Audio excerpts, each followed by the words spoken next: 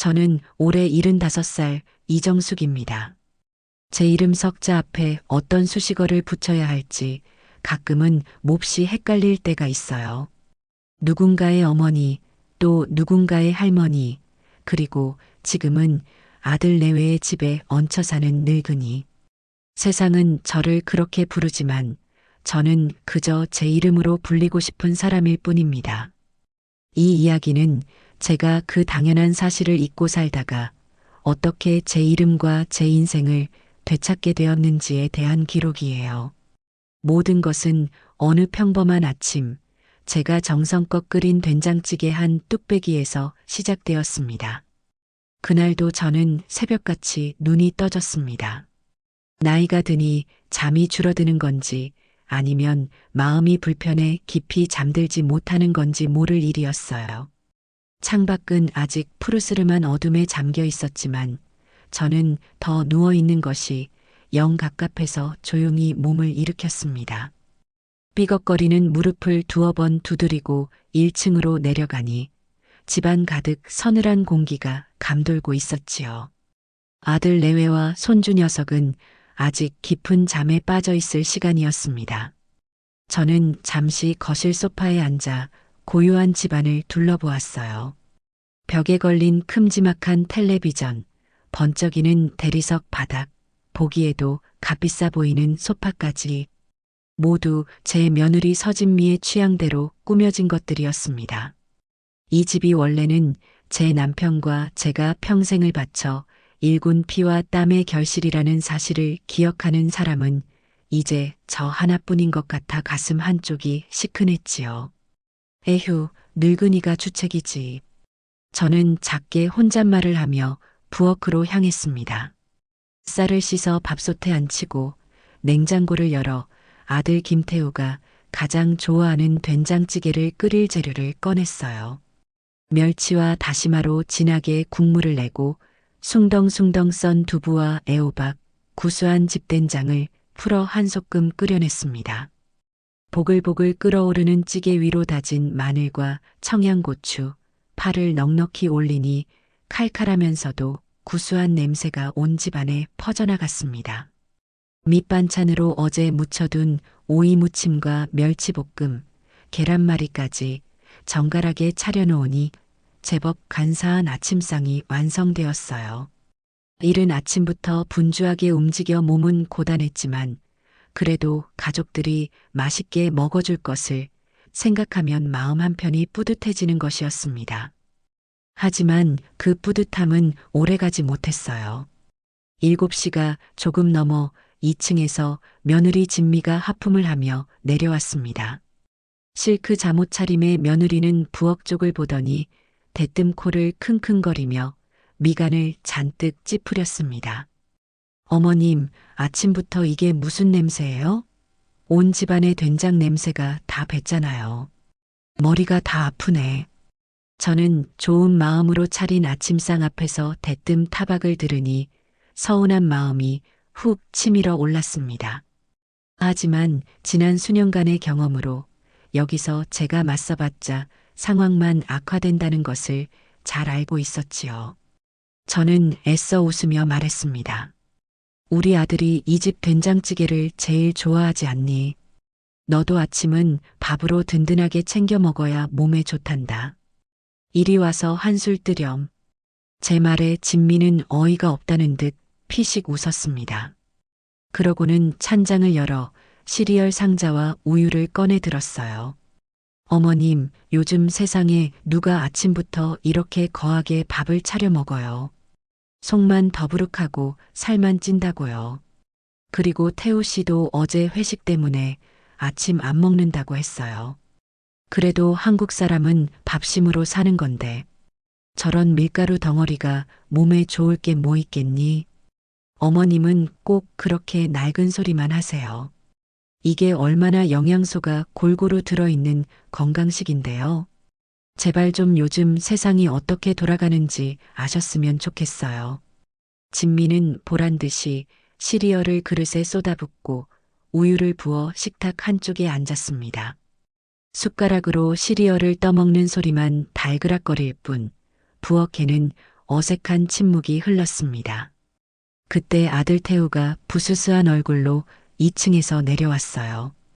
아들은 저와 제 아내 사이의 냉랭한 기류를 금세 알아차리고는 한숨부터 푹 내쉬었습니다.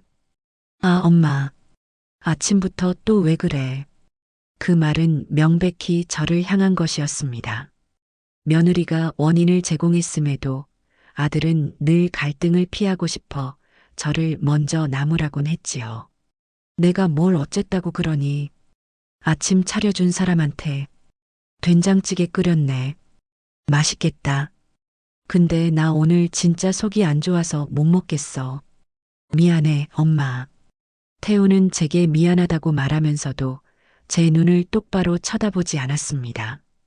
그리곤 냉장고에서 찬물 한 병을 꺼내 벌컥벌컥 마시고는 출근 준비를 하러 휙 돌아서 버렸지요. 혼자 덩그러니 남겨진 저는 정성껏 차린 아침상을 그저 멍하니 바라볼 수밖에 없었습니다. 아들이 좋아한다는 이유 하나만으로 새벽부터 일어나 준비한 음식들은 온기를 잃은 채 식탁 위에서 차갑게 식어가고 있었습니다. 진미가 남긴 시리얼 그릇과 태우가 마신 물병만이 그들이 아침에 존재했다는 유일한 흔적이었어요. 이런 아침은 이제 제게 너무나도 익숙한 일상이 되어버렸습니다.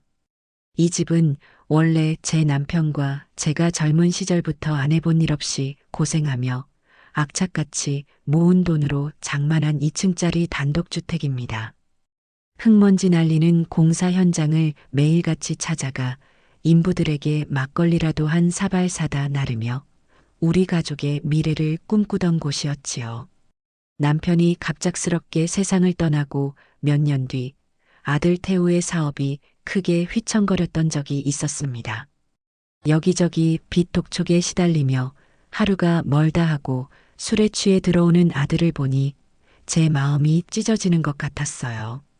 며느리 진미는 매일같이 제게 찾아와 어머님, 이대로 가다간 우리 길거리에 나앉게 생겼어요. 어떻게 좀 도와주세요라며 눈물로 호소했습니다. 결국 저는 남편과의 추억이 고스란히 깃든 이 집을 아들 내외에게 증여하기로 마음먹었습니다. 평생의 보금자리를 내어주는 것이 쉽지는 않았지만 자식이 망가지는 것을 보고만 있을 수는 없었으니까요. 다만 그냥 넘겨주지는 않았습니다. 제 오랜 친구이자 은퇴한 법무사인 박영철 씨의 조언에 따라 한 가지 조건을 달았지요. 제가 이 집에서 아들 내외와 함께 살며 그들이 저를 충실히 부양한다는 조건이었습니다. 법적으로 효력을 갖는 부담부 증여라는 형태로 계약서를 작성했고 아들 내외는 물론 저와 친구까지 함께 도장을 찍었습니다. 그때만 해도 태우와 진미는 제 손을 붙잡고 눈물을 펑펑 쏟으며 말했답니다. 어머니, 정말 감사합니다. 이 은혜 평생 잊지 않고 어머니 돌아가시는 날까지 저희가 책임지고 모실게요. 걱정 마세요. 그때의 눈물이 악어의 눈물이었을 거라고는 꿈에도 생각하지 못했습니다. 진명이가 아들 앞으로 넘어가고 그 집을 담보로 받은 대출금으로 사업빚을 청산하자 아들 내외의 태도는 하루가 다르게 변해갔습니다. 처음 몇 달은 제 눈치를 살피는가 싶더니 어느새부터인가 저를 투명 인간 취급하기 시작했어요. 집안의 모든 가구와 인테리어는 진미의 취향대로 바뀌었고 저는 제 방 한 칸을 제외하고는 집안 어디에서도 마음 편히 쉴 공간을 찾을 수 없게 되었습니다. 그날 오후 저는 거실 소파에 앉아 뜨개질을 하며 무료한 시간을 보내고 있었습니다. 현관문 도어락이 해제되는 소리와 함께 며느리 진미가 콧노래를 부르며 들어왔어요. 양손에는 백화점 쇼핑백이 여러 개 들려 있었는데 그 중에서도 유독 눈에 띄는 것은 유명 명품 브랜드의 로고가 선명한 커다란 상자였습니다. 어디 좋은 데라도 다녀오는 모양이구나. 얼굴이 아주 활짝 폈네. 제가 인사를 건네자 진미는 잠시 흠칫하더니 이내 아무렇지 않은 척 쇼핑백을 소파 옆에 내려놓았습니다. 아, 네. 그냥 친구들이랑 백화점 좀 다녀왔어요. 그래, 뭘 그리 많이 샀니? 저는 무심코 쇼핑백 안을 들여다보았습니다. 제 눈을 의심하지 않을 수 없었어요. 상자 안에는 누가 봐도 수백만 원은 좋게 넘어 보이는 가죽 가방이 들어 있었습니다. 얼마 전 손주 학원비가 2달이나 밀렸다며 제게 손을 벌렸던 것이 바로 며느리였습니다. 진미야, 이건 너무 과한 것 아니니? 애 학원비 낼 돈은 없다면서 이렇게 비싼 가방을 살 돈은 어디서 났어? 제 목소리에는 저도 모르게 날이 서 있었습니다. 그러자 진미의 표정이 싸늘하게 굳어졌습니다. 어머님, 그건 제가 알아서 할 일이에요. 그리고 이건 제 친구가 생일 선물로 사준 거거든요. 누가 봐도 거짓말이었습니다. 하지만 저는 더 따져 묻지 않고 한 걸음 물러섰습니다. 알았다. 친구가 사준 것이라면 내가 오해했구나. 미안하다. 제 사과에도 진미의 분은 풀리지 않은 모양이었습니다. 그녀는 기다렸다는 듯이 제게 쏘아붙이기 시작했어요. 어머님은 왜 그렇게 사사건건 제 일에 간섭하세요? 제가 돈을 쓰든 가방을 사든 그게 어머님이랑 무슨 상관인데요? 이제 이 집도 어머님 집 아니고 우리 집이잖아요. 집주인이 자기 돈으로 자기 물건 사는데 왜 눈치를 봐야 하죠? 순간 제 머리를 무언가가 세게 내리치는 듯한 충격이 느껴졌습니다. 이제 이 집은 우리 집이다. 그 말이 비수처럼 날아와 제 심장에 깊숙이 박혔습니다. 아, 그랬구나. 저들에게 이 집은 더 이상 어머니와 함께 사는 고마운 보금자리가 아니라 온전히 자신들의 소유물일 뿐이었던 겁니다. 저는 그저 그 소유물에 딸린 귀찮고 거추장스러운 혹 같은 존재였을 뿐이고요. 저는 더 이상 아무 말도 할 수 없었습니다. 그저 굳은 얼굴로 진미를 바라보았지요. 제 시선에 담긴 의미를 읽었는지 진미는 자기가 너무 심한 말을 했다는 것을 깨달은 듯 입을 꾹 다물고는 쇼핑백을 챙겨 2층으로 올라가 버렸습니다. 쿵 하고 요란하게 닫히는 방문 소리를 들으며 저는 결심했습니다. 더 이상 이렇게 무시당하고 살 수는 없다고. 이것은 단순히 서운함의 문제가 아니라 제 남은 인생의 존엄에 관한 문제라는 것을 깨달았습니다. 그날 저는 제 인생의 가장 중요한 싸움을 준비하기 시작했습니다. 그날의 냉랭한 아침 식사는 앞으로 닥쳐올 폭풍의 전조에 불과했습니다. 며느리가 제게 던진 우리 집이라는 말은 단순한 말실수가 아니라 그 아이의 마음속 깊은 곳에 자리한 진심이라는 것을 저는 이미 알아차렸지요. 그날 이후 저는 아들 내외를 대하는 태도를 바꾸지는 않았지만 그들을 바라보는 제 시선은 이전과 완전히 달라졌습니다. 예전에는 서운함과 안타까움이 뒤섞인 연민의 시선이었다면 이제는 마치 낯선 사람을 관찰하듯 한 걸음 떨어진 곳에서 그들의 모든 말과 행동을 차갑게 지켜보기 시작했습니다. 제 마음속에서 무언가 단단하게 굳어지고 있었지만 그들은 아무것도 눈치채지 못한 채 평소와 똑같이 행동할 뿐이었어요. 결정적인 사건은 그로부터 며칠 지나지 않은 주말 오후에 터지고야 말았습니다. 하나뿐인 손주 민준이가 아침부터 미열이 있고 콧물을 훌쩍거리기 시작했어요. 저는 아이의 이마를 짚어보고는 금세 감기 기운이 있다는 것을 알았습니다. 아이들은 어른과 달라서 조금만 아파도 금세 기운이 없어지고 끙끙 앓기 마련이지요. 저는 꿀물을 따뜻하게 타서 아이에게 먹이고 물수건을 적셔 이마에 올려주며 곁을 지켰습니다. 할머니, 머리가 띵해요. 아이는 힘없는 목소리로 제게 칭얼거렸습니다. 저는 아이의 등을 토닥이며 우리 강아지 괜찮아. 약 먹고 한숨 푹 자고 나면 금방 나을 거야라며 다독였습니다. 그런데 문제는 외출 준비를 하던 며느리 진미였습니다. 화장대 앞에 앉아 공들여 화장을 하고 얼마 전 사온 새 옷을 꺼내 입는 모습이 누가 봐도 중요한 약속에 나가는 사람의 모습이었지요. 저는 걱정스러운 마음에 조심스럽게 말을 건넸습니다. 진미야, 오늘 약속은 미루는 게 어떻겠니? 민준이가 아무래도 몸이 안 좋은 것 같구나. 제 말에 진미는 거울에서 눈을 떼지 않은 채 퉁명스럽게 대꾸했습니다. 어머님도 참 애들 감기 한두 번 앓나요? 병원 가서 주사 한 대 맞고 약 먹으면 금방 나아요. 유난 떨 거 없어요. 그래도 어미가 옆에서 지켜봐줘야 아이 마음이 놓이지 않겠니? 오늘따라 유독 더 보채는구나. 제가 의사도 아닌데 옆에 붙어 있는다고 병이 낫는 것도 아니잖아요. 그리고 오늘 약속은 정말 중요한 약속이라 뺄 수가 없어요. 호텔에서 친구들이랑 브런치 먹기로 했단 말이에요. 호텔 브런치. 그 말이 제 귀에는 어찌나 철없고 이기적으로 들리던지요. 자식이 아파서 끙끙 앓고 있는데 친구들과의 시시껄렁한 약속이 더 중요하다는 며느리를 도저히 이해할 수가 없었습니다.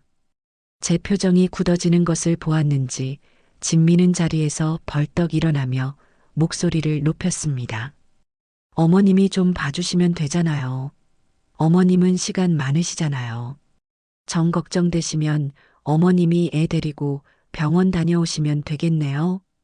그것은 부탁이 아니라 명백한 명령이었습니다. 아이를 돌보는 것은 당연히 할머니인 저의 몫이라는 태도였지요. 저는 더 이상 참을 수가 없었습니다. 예, 말이 너무 심한 것 아니니? 내가 니들 집안일을 봐주는 사람이 아니잖니. 그리고 민준이는 내 손주이기도 하지만 너의 아들이기도 해. 어미로서의 책임이라는 게 있는 거다. 책임이요? 제가 돈 벌어다 민준이 먹이고 입히고 학원 보내는 건 책임 아니에요? 어머님은 집에 계시면서 살림하고 애 좀 봐주시는 게 그렇게 힘드세요? 제가 어머님 용돈도 다달이 챙겨드리잖아요. 내가 그 돈 몇 푼 받자고 이 집에 앉아 있는 줄 아니? 이 집이 어떤 집인데 네가 어떻게 나한테 이럴 수가 있어. 저도 모르게 목소리가 커졌습니다. 남편과 함께 이 집을 일구던 지난 세월의 서름과 아들 내외에게 무시당하며 살아온 울분이 한꺼번에 터져 나왔습니다. 바로 그때였습니다. 진미는 제 앞에서 단 한치도 물러서지 않고 제 눈을 똑바로 쳐다보며 그 잔인한 말을 내뱉었습니다. 제 인생을 송두리째 바꿔놓은 그 말을요. 아, 진짜 힘드네요. 어머님, 솔직히 이제 그만하시죠. 이 집 저희한테 주셨으면 그냥 곱게 물러나세요. 요즘 좋은 양로원도 많다면서요. 다달이 용돈 두둑하게 챙겨드릴 테니까 제발 돈만 남기고 저희 인생에서 사라져 주세요. 돈만 남기고 사라져 달라. 그 말이 제 귓가에 메아리처럼 울렸습니다. 세상의 모든 소리가 한순간에 멎는 것 같았어요. 심장이 바닥으로 쿵 하고 떨어지는 느낌이었습니다. 제 눈앞에 서 있는 것은 더 이상 제 며느리가 아니었습니다. 제 평생의 노력을, 제 존재 자체를 돈 몇 푼으로 계산하며 귀찮은 짐 덩어리 취급하는 파렴치한 타인일 뿐이었습니다. 때마침 거실 소파에 앉아 텔레비전을 보던 아들 태우가 저희의 언쟁을 듣고 방으로 들어왔습니다. 아들은 잔뜩 흥분한 아내와 충격으로 굳어버린 저를 번갈아 보더니 깊은 한숨을 내쉬며 말했습니다. 당신 말이 너무 심하잖아. 어떻게 엄마한테 그런 말을 해. 하지만 그뿐이었습니다. 아들은 아내의 팔을 붙잡고 말리거나 충격에 빠진 저를 부축해주지 않았습니다. 그저 말이 심하다는 지적으로 상황을 무마하려 할 뿐이었지요. 진미는 그런 남편의 미적지근한 반응에 오히려 더 기세등등해졌습니다. 뭐가 심해요? 틀린 말했어요? 당신도 평소에 어머니 때문에 숨 막힌다고 했잖아. 이제 우리도 우리 인생 좀 살자고요. 태우는 아내의 말에 아무런 반박도 하지 못하고 입을 꾹 다물어 버렸습니다. 그 침묵은 제게 천마디 비수보다 더 아프게 다가왔습니다. 아들 역시 며느리와 같은 마음이었던 겁니다. 저를 귀찮아하고 제 존재를 부담스러워했던 것이지요. 저는 그 자리에서 조용히 돌아섰습니다. 더 이상 그들과 한 공간에서 숨 쉬는 것조차 고통스러웠습니다. 제 방으로 들어와 문을 잠그고 침대에 걸터 앉았습니다. 온몸의 피가 차갑게 식는 것 같았어요. 눈물이 흐를 법도 한데 이상하게 눈물 한 방울 나지 않았습니다. 대신 제 마음속에서는 무언가 다른 것이 끓어오르고 있었습니다. 그것은 슬픔이나 절망이 아니었습니다. 차갑고도 서늘한 분노, 그리고 반드시 내 것을 되찾고야 말겠다는 굳건한 결심이었습니다. 그날 밤 저는 한숨도 자지 못했습니다. 어둠 속에서 눈을 감고 지난 세월을 되돌아보았어요. 남편과 함께 땀 흘리며 이 집을 짓던 날들, 아들 태우를 낳고 기뻐하던 순간들, 며느리 진미를 처음 만나 수줍게 웃던 모습을 보며 내 딸처럼 아껴주리라 다짐했던 기억들. 그 모든 것이 주마등처럼 스쳐 지나갔습니다. 하지만 이제 그 추억들은 따뜻함이 아닌 배신감의 증거가 되어 제 가슴을 후벼 팠습니다. 저는 더 이상 과거에 얽매여 슬퍼하는 연약한 노인으로 남지 않기로 했습니다. 그들이 제게 남겨준 것은 돈뿐만이 아니었습니다. 그들은 제게 싸워야 할 이유를 남겨주었습니다. 다음 날 아침 저는 아무 일 없었다는 듯 평소보다 더 일찍 일어났습니다. 제 속에서 어떤 거대한 계획이 뿌리를 내리고 자라나고 있는지 세상 모르고 잠든 아들 내외는 전혀 눈치채지 못하고 있었습니다. 이제부터는 제가 칼자루를 쥘 차례였습니다. 저는 여느 때와 다름없이 밥을 안 쳤습니다.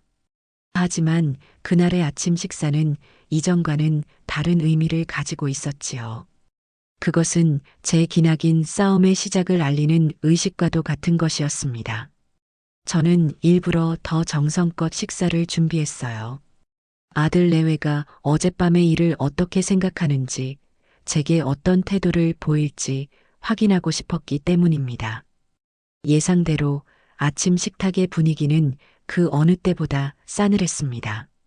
진미는 아예 식탁에 앉지도 않고 커피 한 잔만 들고 출근 준비를 했고, 태우는 제 눈치를 살피며 밥을 깨작거리다 서둘러 집을 나섰습니다. 그들은 어설픈 사과조차 건네지 않았어요.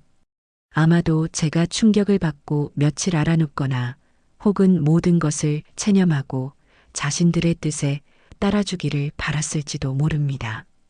하지만 그들의 예상은 완전히 빗나갔습니다. 저는 그들이 모두 집을 비운 뒤 조용히 제 방으로 돌아와 옷을 갈아입었습니다. 평소에 잘 입지 않던 가장 단정하고 기품 있는 외출복을 꺼내 입었지요. 그리고 장롱 깊숙한 곳에 보관해 두었던 낡은 가죽 서류 가방을 꺼내 들었습니다.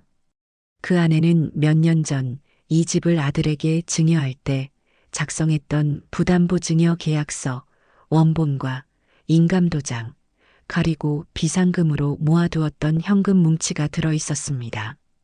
저는 서류 가방을 들고 집을 나섰습니다. 제 발걸음은 망설임 없이 한 곳을 향하고 있었어요. 제 30년 지기 친구이자 지금은 은퇴했지만 한때는 지역에서 가장 유능하다고 소문났던 법무사 박영철 씨의 사무실이었습니다. 영철 씨는 작은 빌딩 2층에 소일거리 삼아 개인 사무실을 열어두고 있었습니다. 제가 예고 없이 찾아갔음에도 그는 마치 기다렸다는 듯이 저를 반갑게 맞아주었지요. 아니, 이게 누구야? 이정숙 여사 아니신가? 이 귀한 분이 어쩐 일로 나 같은 퇴물 영감을 다 찾아오셨나? 영철 씨, 잘 지냈소? 퇴물이라니 아직도 이렇게 정정한데. 말만 그렇다는 거지. 안께. 내가 아주 향이 좋은 차를 대접하지. 영철 씨는 따뜻한 대추차를 내어주며 제 안색을 살폈습니다. 오랜 친구는 제 표정만 봐도 무슨 일이 있는지 금세 알아차리는 법이지요. 무슨 안 좋은 일이라도 있는 게야? 자네 얼굴에 수심이 가득해.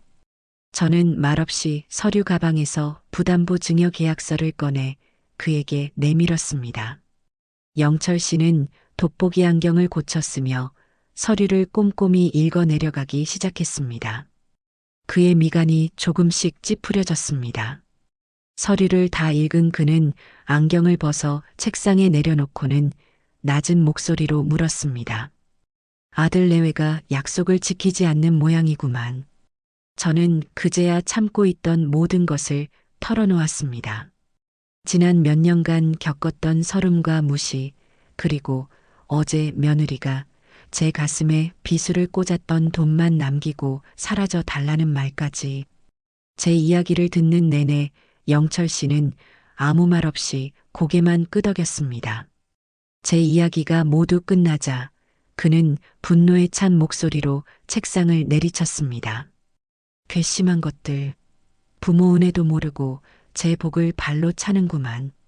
정수가, 자네 정말 마음고생이 심했겠어. 이제 와서 후회한들 무슨 소용이 있겠나. 내가 사람을 잘못 봤고 자식을 잘못 키운 탓이지. 아니, 자네 탓이 아니야. 이건 명백히 계약 위반이야. 여기 똑똑히 쓰여 있잖나. 수증자 아들 내외는 증여자의 정숙물 충실히 부양할 의무를 지며 이를 현저히 혜택에 을리함할 경우 증여자는 계약을 해제할 수 있다. 정수가, 이 계약서가 바로 자네의 가장 강력한 무기야. 영철 씨의 단호한 말에 희미했던 희망이 조금씩 선명해지는 것 같았습니다. 그럼 내가 이 집을 다시 찾을 수도 있다는 말인가? 물론이지. 다만 법이라는 건 냉정해서 감정만으로는 안 돼. 아들 내외가 부양 의무를 다하지 않았다는 구체적이고 객관적인 증거가 필요해. 지금부터라도 차근차근 증거를 모아야 하네. 그날 영철 씨는 제게 앞으로 제가 해야 할 일들을 구체적으로 알려주었습니다. 그의 조언은 제게 어둠 속의 등불과도 같았어요. 사무실을 나서며 저는 더 이상 혼자가 아니라는 생각에 큰 용기를 얻었습니다. 그날 오후 저는 영철 씨의 조언에 따라 가장 먼저 전자제품 상가로 향했습니다. 그리고 손바닥 안에 쏙 들어오는 아주 작은 크기의 녹음기를 하나 샀습니다.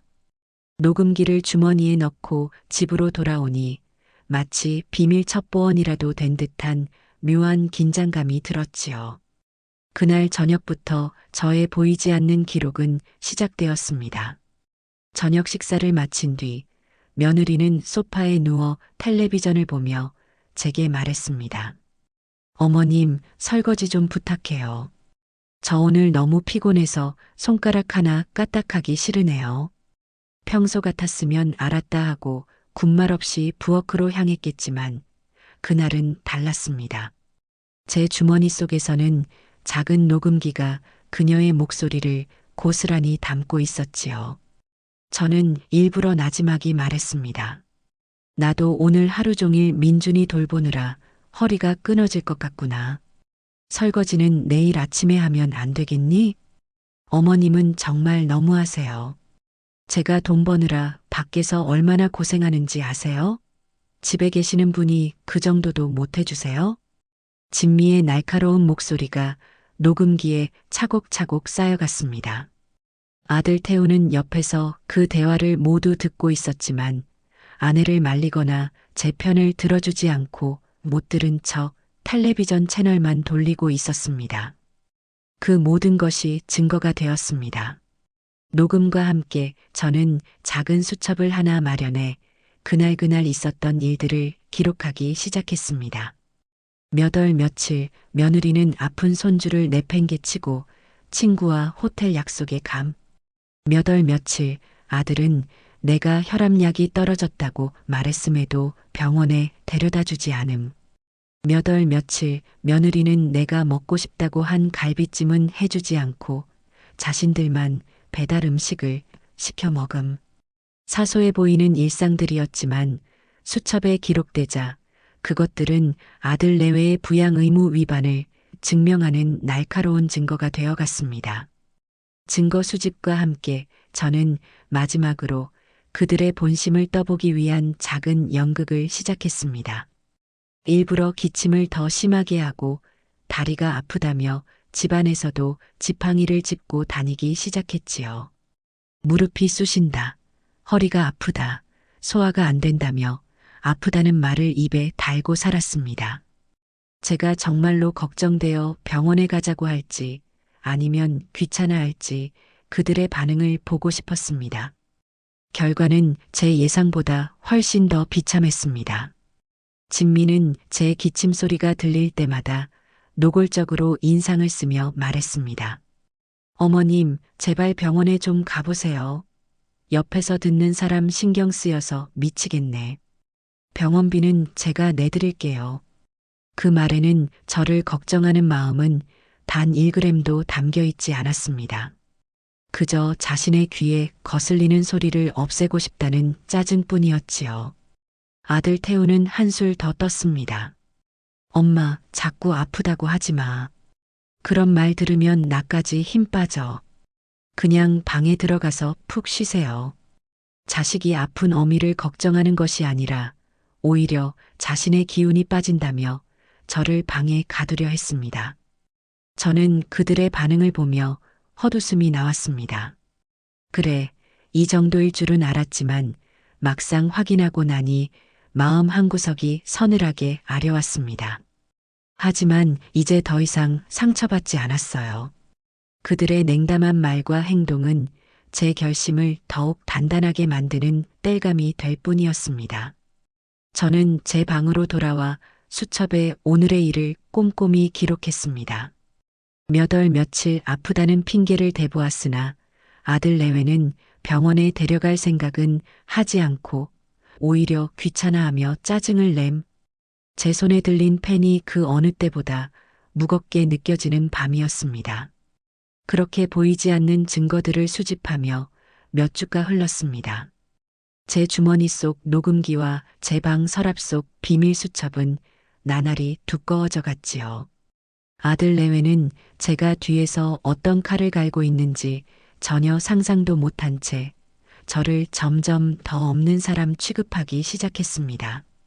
제가 거실에 앉아 있어도 마치 제가 투명 인간이라도 된 것처럼 자기들끼리만 대화를 나누었고 식사 때가 되어도 저를 부르는 일조차 잊어버리기 일쑤였습니다. 저는 그 모든 순간을 묵묵히 견디며 결정적인 한 방을 기다렸습니다. 그리고 그 기회는 예상보다 훨씬 빨리 찾아왔습니다. 늦은 밤이었습니다. 저는 혈압약을 먹기 위해 물을 마시러 1층으로 내려갔습니다. 그런데 2층으로 올라가는 계단 아래에서 안방의 문틈으로 새어나오는 아들 내외의 목소리가 들려왔습니다. 평소 같았으면 그냥 지나쳤겠지만 그날따라 무언가에 이끌린 듯 저는 계단 그림자 속에 조용히 몸을 숨겼습니다. 그리고 주머니 속 녹음기의 버튼을 눌렀지요. 여보, 어머님 저렇게 계속 아프다고 하시는데 정말 괜찮을까? 아들 태우의 목소리였습니다. 저는 순간 아들이 그래도 저를 걱정하고 있었구나 하는 어리석은 기대를 품었습니다. 하지만 이어진 며느리 진미의 말은 그 기대를 산산조각 내버렸습니다. 뭐가 괜찮아? 저거 다 꾀병이야. 우리한테서 뭐 하나라도 더 뜯어내려고 저러시는 거 몰라. 당신은 너무 순진해서 탈이야. 그래도 요즘 부쩍 기력이 없어 보이시잖아. 정말 어디가 안 좋으신 거면 어떡해. 안 좋으면 병원에 가시겠지. 그것보다 우리 계획은 어떻게 할 거야? 당신 친구가 부동산에 내놓은 집은 어떻게 됐대? 부동산, 집. 그 단어들이 제 귀에 날카롭게 박혔습니다. 저는 숨을 죽이고 귀를 더 쫑긋 세웠습니다. 아, 그거. 어제 연락 왔는데 우리가 원하는 가격에 사겠다는 사람이 나타났대. 계약 날짜만 잡으면 된다고 하더라고. 정말? 잘 됐다. 그럼 이제 어머님만 어떻게든 설득하면 되는 거네. 내가 알아봤는데 근처에 시설 좋은 요양병원이 있더라. 한 달에 200만 원이면 VIP실에서 편하게 지내실 수 있대. 요양병원이라니. 엄마가 순순히 가시려고 할까? 그러니까 당신이 잘 말씀드려야지. 이 낡아빠진 주택 팔고 우리 그 돈으로 강남의 삐까번쩍한 아파트로 이사 가자고. 그럼 민준이 교육 문제도 해결되고 나도 친구들한테 꿀릴 거 없잖아. 어머님한테는 나중에, 정말 나중에 다 정리되고 나서 말씀드리면 돼. 그럼 어쩔 수 없이 따라오실 거라고. 저는 제 귀를 의심했습니다. 저를 요양병원에 보낼 계획을 세우고 심지어 제가 평생을 바쳐 일군 이 집을 팔아치울 궁리를 하고 있었던 겁니다. 그것도 저 몰래요. 온몸의 피가 거꾸로 솟는 것 같았습니다. 손이 부들부들 떨렸지만 저는 입술을 꽉 깨물고 소리가 새어나가지 않도록 참았습니다. 제 주머니 속 작은 녹음기는 그들의 파렴치한 계획을 하나도 빠짐없이 담아내고 있었습니다. 이것이야말로 그들의 배신을 증명할 가장 확실하고도 강력한 증거였습니다. 저는 조용히 제 방으로 돌아와 녹음된 내용을 몇 번이고 다시 들었습니다. 분노보다 먼저 안도감이 밀려왔어요. 이제 이 싸움의 승패는 결정된 것이나 다름없었습니다. 며칠 뒤 저는 평소 저를 친딸처럼 따르던 옆집 세댁 혜진 씨네 집에 제가 직접 담근 매실청을 한 병 들고 찾아갔습니다. 혜진 씨는 늘 밝은 얼굴로 제게 먼저 인사하고 가끔은 반찬거리를 들고 제 말벗이 되어주곤 하는 참 마음씨 고운 젊은이였지요. 어머님, 어서 오세요. 아이고, 이렇게 귀한 걸 다 주시고. 별거 아니야. 여름에 더위 먹지 말고 물에 타 마시라고. 혜진 씨가 나한테 해준 게 얼만데. 저희는 시원한 거실에 마주 앉아 이런저런 사는 이야기를 나누었습니다. 저는 넌지시 요즘 아들 내외 때문에 속상한 일이 많다며 이야기를 꺼냈습니다. 제 하소연을 듣던 혜진 씨는 무언가 망설이는 듯 하더니 조심스럽게 입을 열었습니다. 어머님, 사실 제가 이런 말씀 드려도 될지 모르겠지만 저번에 마트 앞에서 진미 씨랑 그 친구분이 이야기하는 걸 우연히 들었어요. 무슨 이야기를 하던가? 진미 씨가 그러더라고요. 어머님이랑 같이 사는 거 이제 지긋지긋하다고 빨리 집 팔고 분가해서 살고 싶다고요. 어머님 험담도 좀 하고 듣는 제가 다 민망할 정도였어요. 어머님 힘드시면 저한테라도 꼭 말씀하세요. 제가 다 들어드릴게요. 혜진 씨의 말은 제게 천군만마를 얻은 듯한 힘이 되었습니다. 저는 혜진 씨의 손을 꼭 잡고 제가 지금 어떤 싸움을 준비하고 있는지 솔직하게 털어놓았습니다. 제 이야기를 들은 혜진 씨는 제 일처럼 붕괴하며 말했습니다. 어머님, 정말 잘 생각하셨어요. 어떻게 부모님한테 그럴 수가 있어요? 혹시라도 나중에 제가 도울 일이 있다면, 예를 들어 법정 같은 곳에서 증언이 필요하다면 제가 언제든지 달려가서 보고 들은 대로 다 말씀드릴게요. 걱정 마세요. 든든한 우군까지 얻게 되자 저는 더 이상 망설일 필요가 없다고 생각했습니다. 그 주 주말 저는 친구 영철 씨에게 연락해 그가 소개해준 변호사 사무실로 향했습니다. 변호사는 40대 초반에 젊고 똑 부러져 보이는 여성이었습니다. 저는 변호사 앞에 그동안 제가 모아온 모든 것을 꺼내놓았습니다. 아들 내외의 막말과 무시가 담긴 수십 개의 녹음 파일, 그들의 부양 의무 위반 행위를 날짜별로 꼼꼼하게 기록한 수첩, 그리고 결정적으로 그들이 저 몰래 집을 팔고 저를 요양병원에 보내려던 계획이 담긴 녹취록까지 제 증거들을 하나씩 확인하던 변호사의 표정은 처음에 무덤덤함에서 점차 놀라움과 분노로 바뀌어 갔습니다. 특히 마지막 녹취록을 들은 변호사는 헛웃음을 터뜨리며 말했습니다. 어머님, 정말 대단하십니다. 이렇게 철저하게 증거를 모으셨다니요. 이 정도면 뭐 더 볼 것도 없습니다. 이건 저희가 이길 수밖에 없는 싸움입니다. 제가 장담하는데 승소 확률 99%입니다. 나머지 1%는 판사가 갑자기 조는 경우 정도겠네요. 변호사의 자신감 넘치는 말에 그동안 제 어깨를 짓누르던 무거운 짐이 조금은 가벼워지는 것 같았습니다. 정말 이 집을 되찾을 수 있을까요, 변호사님? 되찾는 수준이 아닙니다. 어머님. 이건 당연히 어머님의 것을 제자리로 돌려놓는 과정일 뿐입니다. 저를 믿고 모든 것을 맡겨주십시오.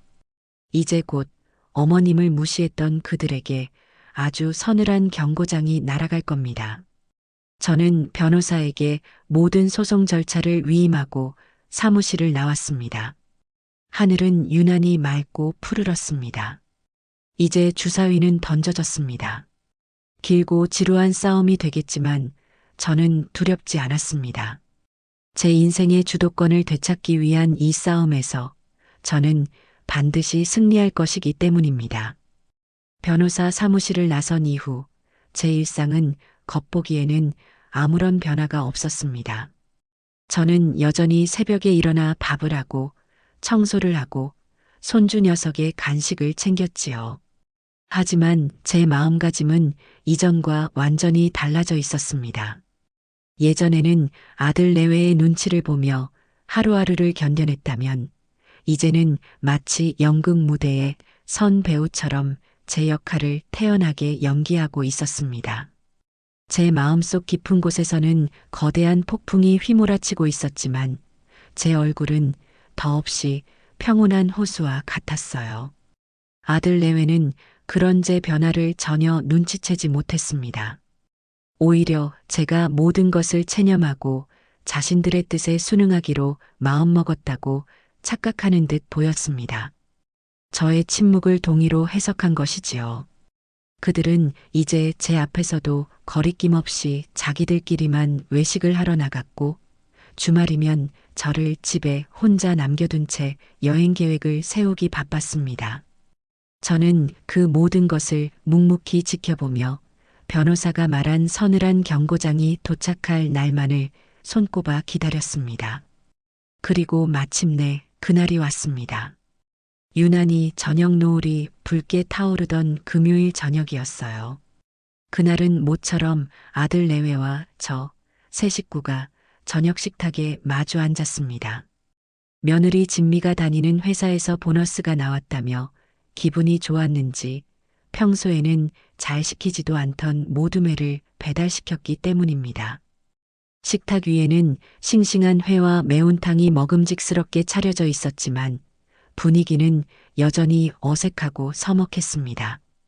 태우는 아내의 눈치를 보며 제게 회 한 점을 권했고 진미는 스마트폰에서 눈을 떼지 않은 채 젓가락만 깨작거렸지요. 저는 아무 말 없이 묵묵히 식사를 했습니다. 이 불편한 평화가 곧 산산조각 날 것이라는 것을 저만 알고 있었기 때문입니다.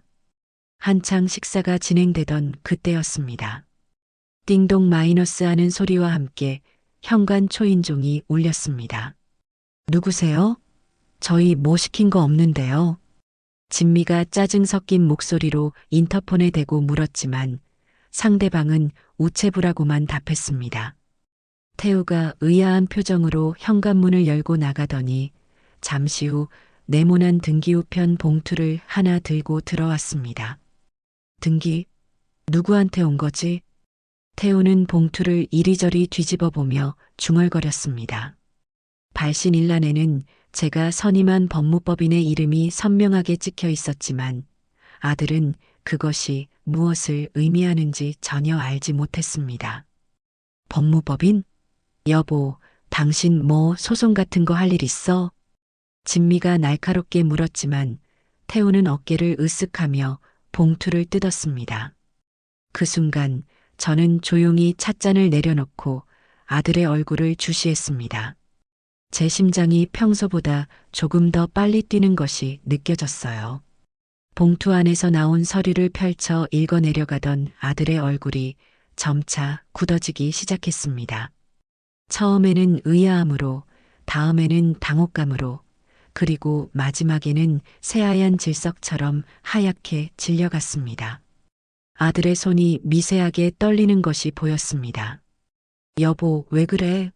뭔데 그래? 답답함을 참지 못한 진미가 태우의 손에서 서류를 거의 빼앗다시피 채어갔습니다.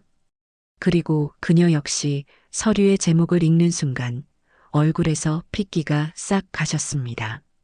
서류의 맨 위에는 아주 크고 선명한 글씨로 이렇게 쓰여 있었지요. 부담부 증여 계약 해제 및 소유권 이전 등기 청구 소송에 관한 최고서. 내용 증명. 이게 뭐야? 이게 다 무슨 소리야? 진미는 믿을 수 없다는 듯 서류와 제 얼굴을 번갈아 쳐다보았습니다. 그녀의 눈동자가 공포와 분노로 거세게 흔들리고 있었어요. 어머님, 이게 다 뭐예요? 저희를 이 집에서 내쫓으시겠다고요? 이게 다 어머님이 꾸민 일이세요? 진미는 자리에서 벌떡 일어나 제게 달려와 악을 쓰듯 소리쳤습니다. 그녀의 손에 들린 종이 쪼가리가 사시나무처럼 떨리고 있었습니다. 저는 조금도 동요하지 않고 오히려 더없이 차분한 목소리로 입을 열었습니다. 꾸민 일이라니 며느라가. 거기에 쓰여 있는 그대로란다. 너희가 나를 부양하겠다는 약속을 지키지 않았으니 나는 너희에게 증여했던 이 집을 다시 되돌려 받겠다는 뜻이야. 약속을 안 지켜요? 저희가 뭘 안 지켰는데요? 다달이 용돈 드렸고 새끼밥 챙겨드렸고 한 집에 같이 살아드렸잖아요. 뭐가 부족해서 이러세요? 용돈? 그 돈 몇 푼으로 내 자존심을 사고 내 인생을 너희 마음대로 하려고 했지. 너희 입맛에 맞는 음식만 차려놓고 나는 늘 찬밥 신세였지. 한 집? 나는 이 넓은 집에서 내 방 한 칸 말고는 마음 둘 곳 하나 없는 이방인이었어. 제 담담한 대답에 진미는 잠시 할 말을 잃은 듯 했습니다. 하지만 이내 다시 도끼 어린 표정으로 제게 쏘아붙였습니다. 그럼 그동안 아프다고 끙끙 앓으셨던 거, 다리가 불편하다고 지팡이 짚으셨던 거, 전부 다 연기하신 거예요? 이런 소송 준비하려고 저희를 속이신 거냐고요. 저는 그 말에 피식하고 헛웃음이 나왔습니다. 적반하장도 유분수지 자신들의 잘못은 조금도 생각하지 않고 모든 것을 제 탓으로 돌리는 뻔뻔함에 기가 막혔습니다. 저는 자리에서 천천히 일어나 진미와 눈을 맞췄습니다. 연기라니, 진미야. 내가 아프다고 했을 때 너는 내게 진심으로 괜찮냐고 물어본 적이 단 한 번이라도 있었니? 병원에 가자고 내 손을 잡아준 적이 있었어? 너는 그저 내 기침 소리가 듣기 싫다고 짜증을 냈고 내 신음소리가 네 기분을 망친다고 화를 냈을 뿐이야. 너희의 그 냉담함이 바로 너희가 나를 부양하지 않았다는 가장 확실한 증거란다. 그리고 저는 결정적인 한마디를 덧붙였습니다. 그리고 무엇보다 돈만 남기고 저희 인생에서 사라져 달라는 말 기억나니? 나는 지금 네가 그토록 원하던 대로 내 돈, 내 집을 가지고 너희 인생에서 사라져 주려는 것뿐이야. 제 입에서 그 말이 나오는 순간 진미의 얼굴은 분노에서 경악으로 그리고 절망으로 물들어갔습니다. 그제야 자신이 어떤 실수를 저질렀는지 자신이 뱉은 말이 어떤 결과를 초래했는지 깨달은 듯 보였습니다. 그녀는 아무 말도 하지 못하고 입술만 파르르 떨었습니다. 그때까지 상황 파악이 되지 않아 멍하니 서 있던 아들 태우가 정신을 차리고 제 앞에 와서 털썩 무릎을 꿇었습니다. 엄마, 엄마, 제가 잘못했어요. 제가 정말 죽을 죄를 지었습니다. 아들은 제 바짓가랑이를 붙잡고 어린아이처럼 엉엉 울기 시작했습니다. 진미가 철이 없어서 세상 물정을 몰라서 그런 말을 한 거예요. 제가 남편으로서 아내를 제대로 가르치지 못한 탓입니다.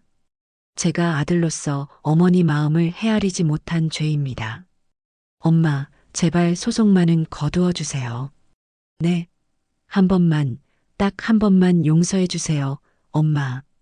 아들의 눈물은 진심처럼 보였습니다. 하지만 저는 이미 너무 많은 상처를 받았고 너무 멀리 와버렸습니다. 아들의 눈물은 며느리의 폭언이 쏟아지던 그날 흘렸어야 했습니다. 저를 방관하며 아내의 편에 섰던 그 순간 아들은 이미 용서받을 기회를 제 발로 차버린 것이지요. 저는 차가운 눈으로 무릎 꿇은 아들을 내려다보며 말했습니다. 태우야, 일어나거라.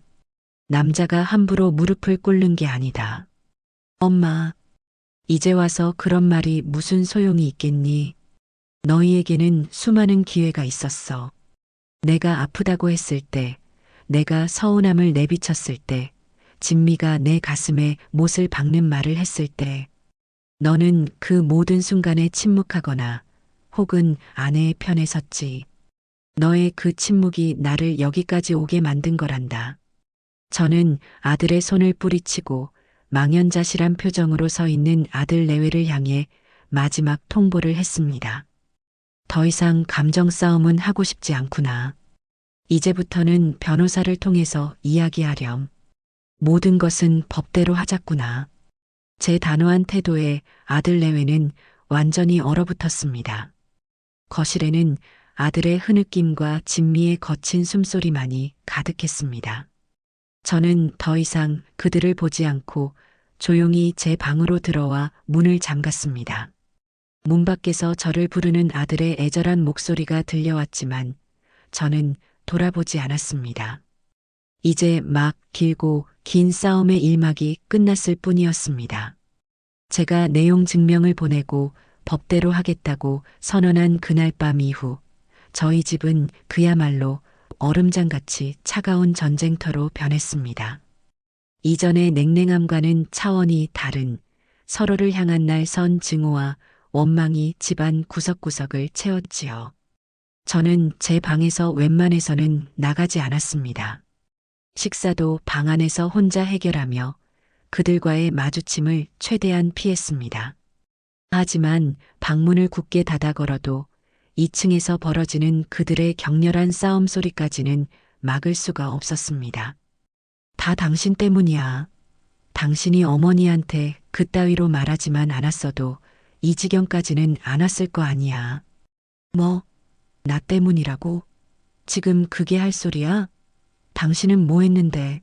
내가 어머님이랑 싸울 때마다 마마보이처럼 엄마 편 한 번 들어준 적 있어?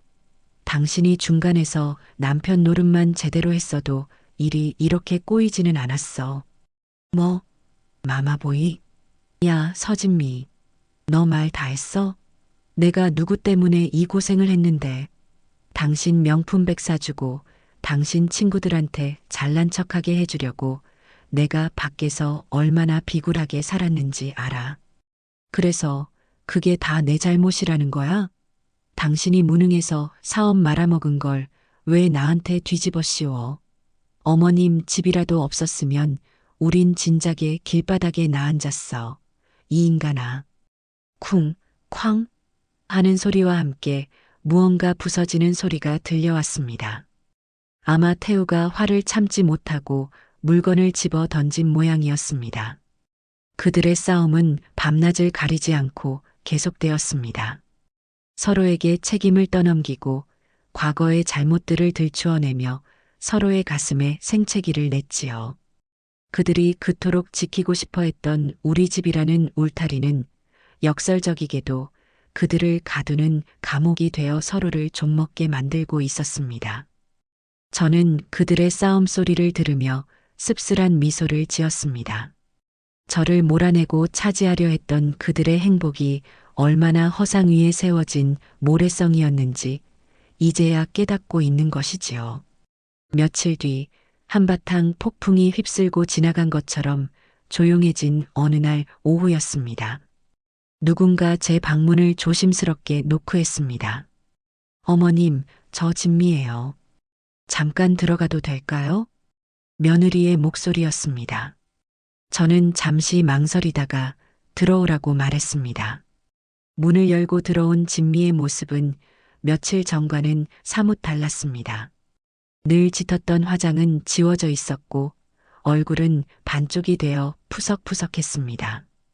그녀의 손에는 값비싼 한우 세트와 최고급 영양제 상자가 들려 있었습니다. 진미는 제 앞에 그것들을 조심스럽게 내려놓고는 고개를 푹 숙였습니다. 어머님, 제가 정말 생각이 짧았어요. 제가 어머님 마음을 너무 아프게 해드렸어요. 정말 죄송합니다. 그녀의 목소리는 가늘게 떨리고 있었습니다. 하지만 저는 그녀의 사과에서 진심을 읽을 수가 없었습니다. 그녀의 눈동자는 반성보다는 모든 것을 잃을지도 모른다는 극도의 불안감으로 흔들리고 있었기 때문입니다. 이것은 진심 어린 사과가 아니라 소송을 취하해달라는 계산된 행동이라는 것을 저는 단번에 알 수 있었지요. 어머님, 저희가 정말 앞으로 잘할게요. 어머님 원하시는 거 다 해드리고 매일매일 어머님 기분 맞춰드리면서 살게요. 그러니까 제발 소송만은 취하해 주세요. 네. 이 집 나가면 저희는 정말 갈 곳이 없어요. 진미는 금방이라도 눈물을 쏟을 것처럼 애원했습니다. 평소 같았으면 그 모습에 마음이 약해졌을지도 모릅니다. 하지만 저는 이미 너무 많은 것을 겪었고 너무 많은 것을 깨달아 버렸습니다. 저는 조용히 고개를 저었습니다. 진미야, 이미 엎질러진 물이란다. 깨진 그릇은 다시 붙일 수 없는 법이야. 너의 그 말들이 진심이 아니라는 것을 나도 알고 너도 알지 않니? 아니에요, 어머님. 진심이에요. 믿어주세요. 사람의 마음이라는 것이 그렇게 하루아침에 쉽게 변하는 것이라면 세상에 상처받을 사람은 아무도 없겠지. 이 선물은 받을 수 없으니 도로 가져가거라. 마음만 받으마. 저는 한우 세트와 영양제 상자를 그녀 쪽으로 조용히 밀어냈습니다. 제 단호한 태도에 진미는 더 이상 아무 말도 하지 못하고 창백해진 얼굴로 자리에서 일어났습니다. 그녀의 어설픈 회유책은 실패로 돌아간 것입니다. 시간이 흘러 법원에서 지정한 조정 기일이 잡혔습니다. 오랜만에 집 밖으로 나온 저는 변호사와 함께 법원 근처의 변호사 사무실로 향했습니다. 약속된 시간이 되자 잔뜩 수척해진 얼굴의 아들 내외가 그들의 변호사와 함께 회의실로 들어왔습니다.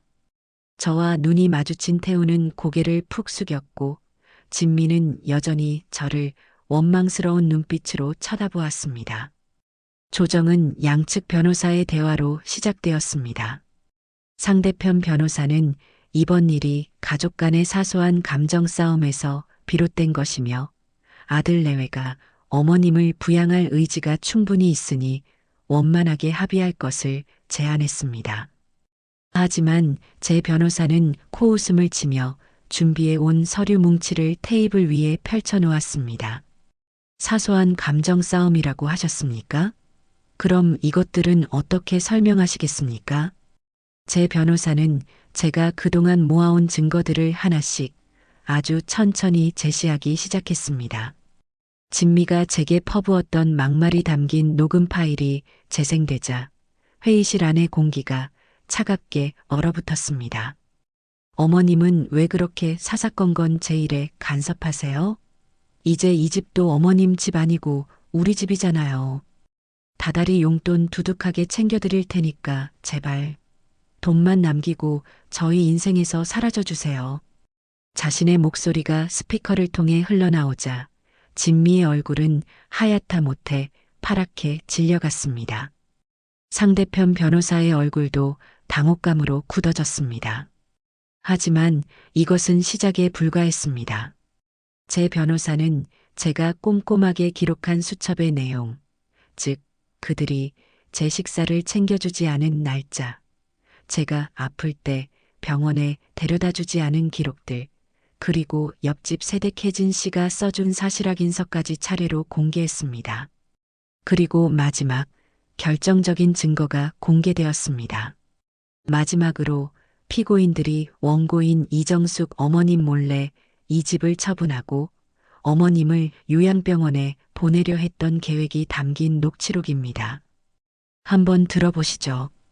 제 변호사가 노트북을 조작하자 그날 밤 제가 계단 밑에서 몰래 녹음했던 아들 내외의 목소리가 회의실 전체에 울려 퍼졌습니다. 내가 알아봤는데 근처에 시설 좋은 요양병원이 있더라. 한 달에 200만 원이면 VIP실에서 편하게 지내실 수 있대. 이 낡아빠진 주택 팔고 우리 그 돈으로 강남의 삐까번쩍한 아파트로 이사 가자고. 어머님한테는 나중에, 정말 나중에 다 정리되고 나서 말씀드리면 돼. 녹취록 재생이 끝나자 회의실에는 무거운 침묵만이 흘렀습니다. 아들 태우는 책상 위에 얼굴을 파묻고 어깨를 들썩이며 흐느꼈고 진미는 넋이 나간 사람처럼 허공만 응시하고 있었습니다. 자신들의 추악한 계획이 만천하에 드러난 순간 그들은 더 이상 어떤 변명도 할 수 없었습니다. 상대편 변호사마저도 더 이상 할 말이 없다는 듯 깊은 한숨을 내쉬며 고개를 절레절레 저었습니다. 승기는 완벽하게 그리고 압도적으로 제 쪽으로 넘어온 것이었습니다. 제 변호사는 승자의 여유로운 미소를 지으며 말했습니다. 자, 이제 다시 한번 여쭙겠습니다. 변호사님. 이래도 이게 정말 사소한 감정 싸움으로 보이십니까? 그 질문에 회의실 안에 그 누구도 대답하지 못했습니다. 조정은 당연히 결렬되었습니다. 제가 제시한 증거들이 너무나도 명백하고 강력했기 때문에 아들 내외는 더 이상 합의를 이야기할 면목도 자격도 없었지요. 결국 이 사건은 정식 재판으로 넘어가게 되었습니다. 재판 날짜가 잡히고 저는 다시 한번 법정에 서게 되었습니다.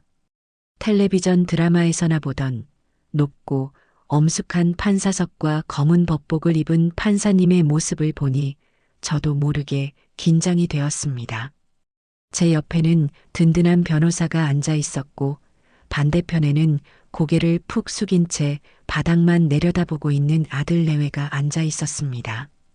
그 짧은 몇 주 사이에 두 사람은 몰라보게 헬쑥하고 늙어 보였습니다. 재판은 생각보다 길지 않았습니다. 제 변호사는 조정 때와 마찬가지로 준비한 증거들을 차분하고 논리적으로 제시하며 아들 내외가 부담부 증여의 핵심 조건인 충실한 부양 의무를 얼마나 악의적으로 그리고 지속적으로 위반했는지를 조목조목 설명했습니다. 녹음 파일이 법정 안에 울려 퍼지고 그들의 집 매매 계획이 담긴 녹취록이 공개될 때마다 방청석에서는 작게 웅성거리는 소리가 들려왔습니다. 판사님은 아무 말 없이 모든 증거를 검토하며 가끔씩 날카로운 눈으로 아들 내외를 쳐다볼 뿐이었습니다. 상대편 변호사는 어떻게든 상황을 뒤집어 보려 애썼습니다.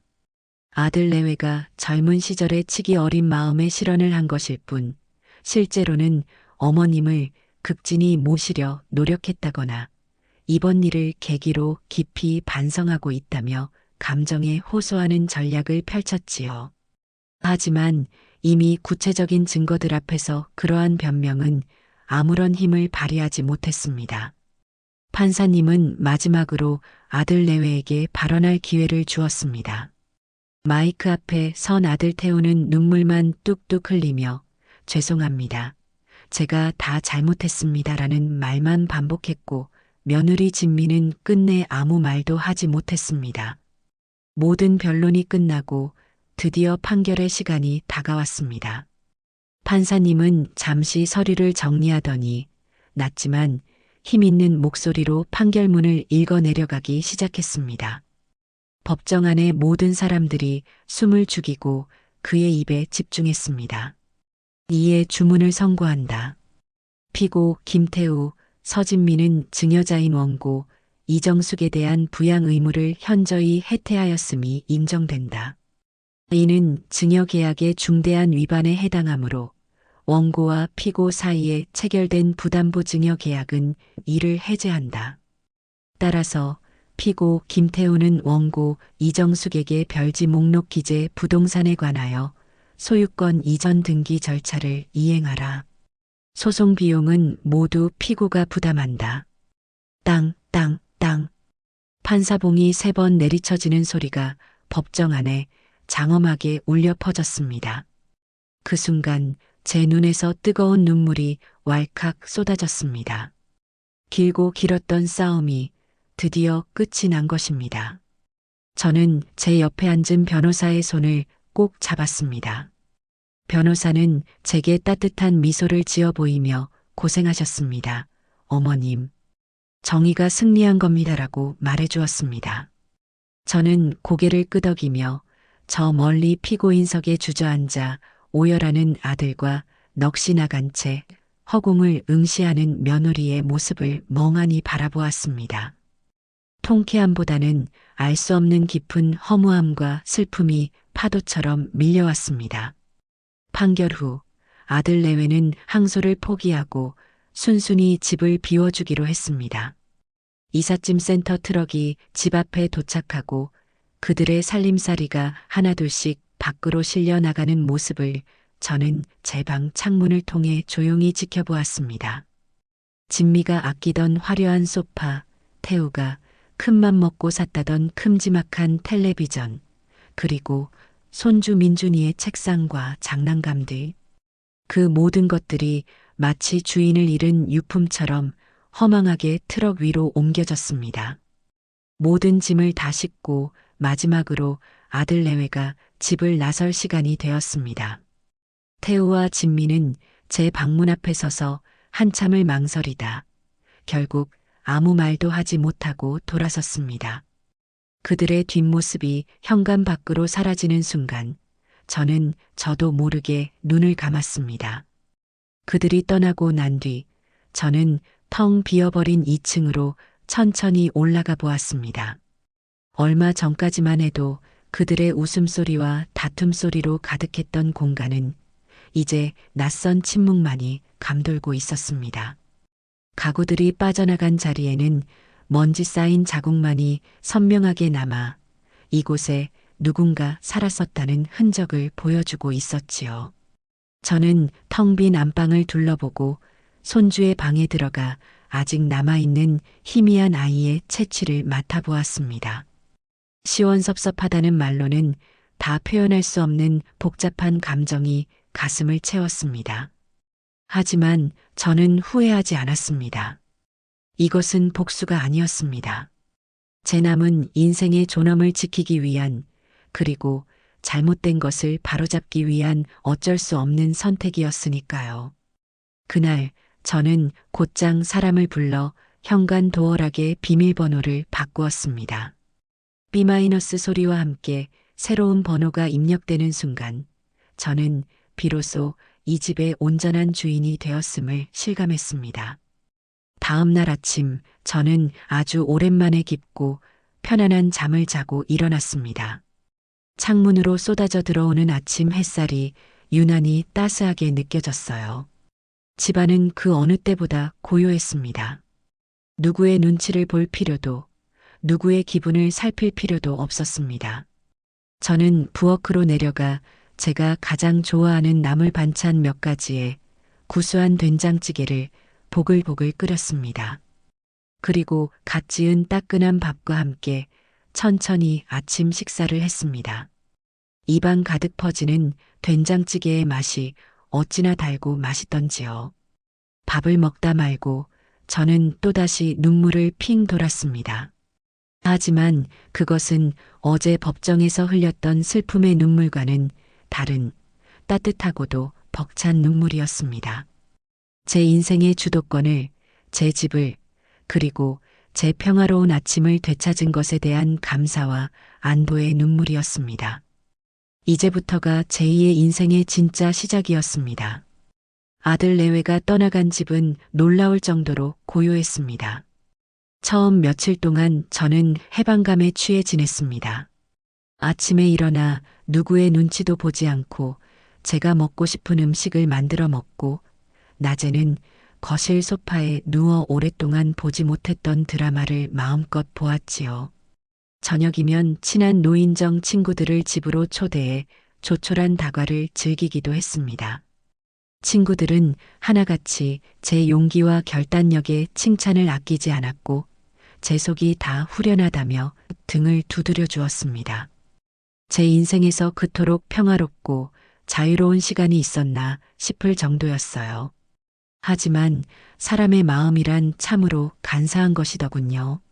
일주일, 2주일이 지나고 그 고요함이 익숙해지자 텅 빈 2층에서 울려 퍼지는 제 발걸음 소리가 유난히 크게 느껴지기 시작했습니다.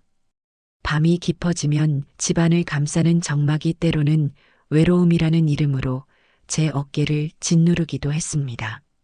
저는 그럴 때마다 애써 고개를 저으며 중얼거렸습니다. 이정숙, 약해지지 마라. 이건 네가 원했던 거잖아. 저는 제 삶을 다시 채워나가기 위해 노력했습니다. 아침 일찍 일어나 마당에 작은 텃밭을 가꾸고 오후에는 동네 문화센터에서 서예를 배우기 시작했습니다. 먹을 갈고 화선지에 붓을 놀리는 동안에는 복잡했던 마음이 차분하게 가라앉는 것 같아 좋았습니다. 그렇게 저 자신만의 시간을 오롯이 즐기며 아들 내외에 대한 생각은 일부러 지우려 애썼습니다. 그들이 어디서 어떻게 지내는지 조금도 궁금해하지 않으려 했습니다. 하지만 세상 일이 어디 제 마음대로만 되던가요? 어느 날 오후 서예 수업을 마치고 집으로 돌아오는 길이었습니다. 아파트 단지 앞 과일 가게에서 옆집 세댁 혜진 씨를 마주쳤습니다. 그녀는 제게 아는 체를 하며 반갑게 달려왔습니다. 어머님, 요즘 얼굴이 너무 좋아지셨어요. 좋은 일 있으시죠? 혜진 씨도 잘 지냈어? 그냥 마음이 편해서 그런가 봐. 그러실 거예요. 그동안 마음고생이 얼마나 심하셨어요. 혜진 씨는 과일을 고르며 조심스럽게 입을 열었습니다.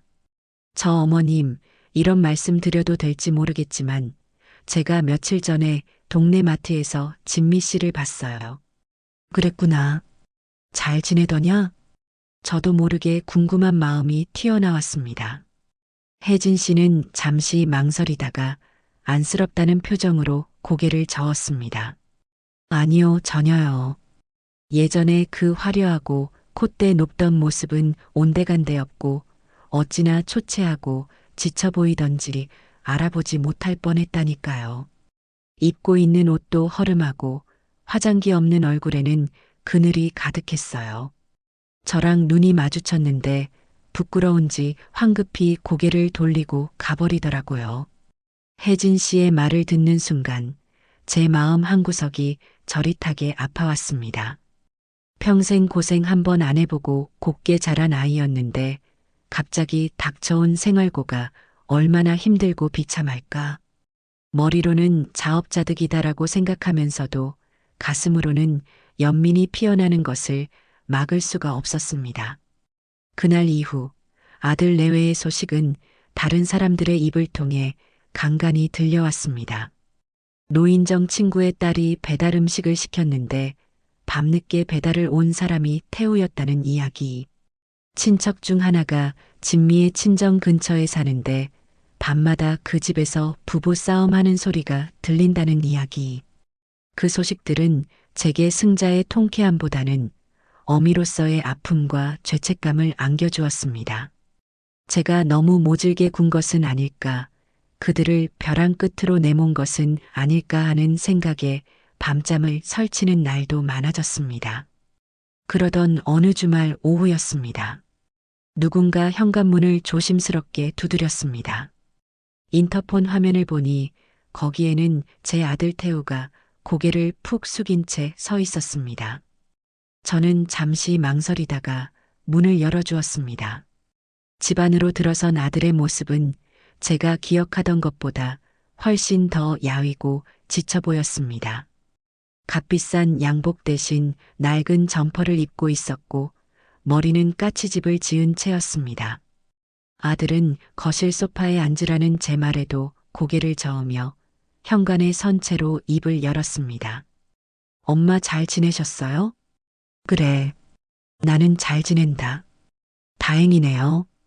한참 동안 우리 사이에는 어색한 침묵이 흘렀습니다. 아들은 무언가 할 말이 있는 듯 입술을 달싹이다가 이내 결심한 듯 제 앞에 털썩 무릎을 꿇었습니다. 엄마, 제가 정말 잘못했습니다. 또다시 무릎을 꿇는 아들의 모습에 저는 가슴이 철렁 내려앉았습니다. 일어나거라.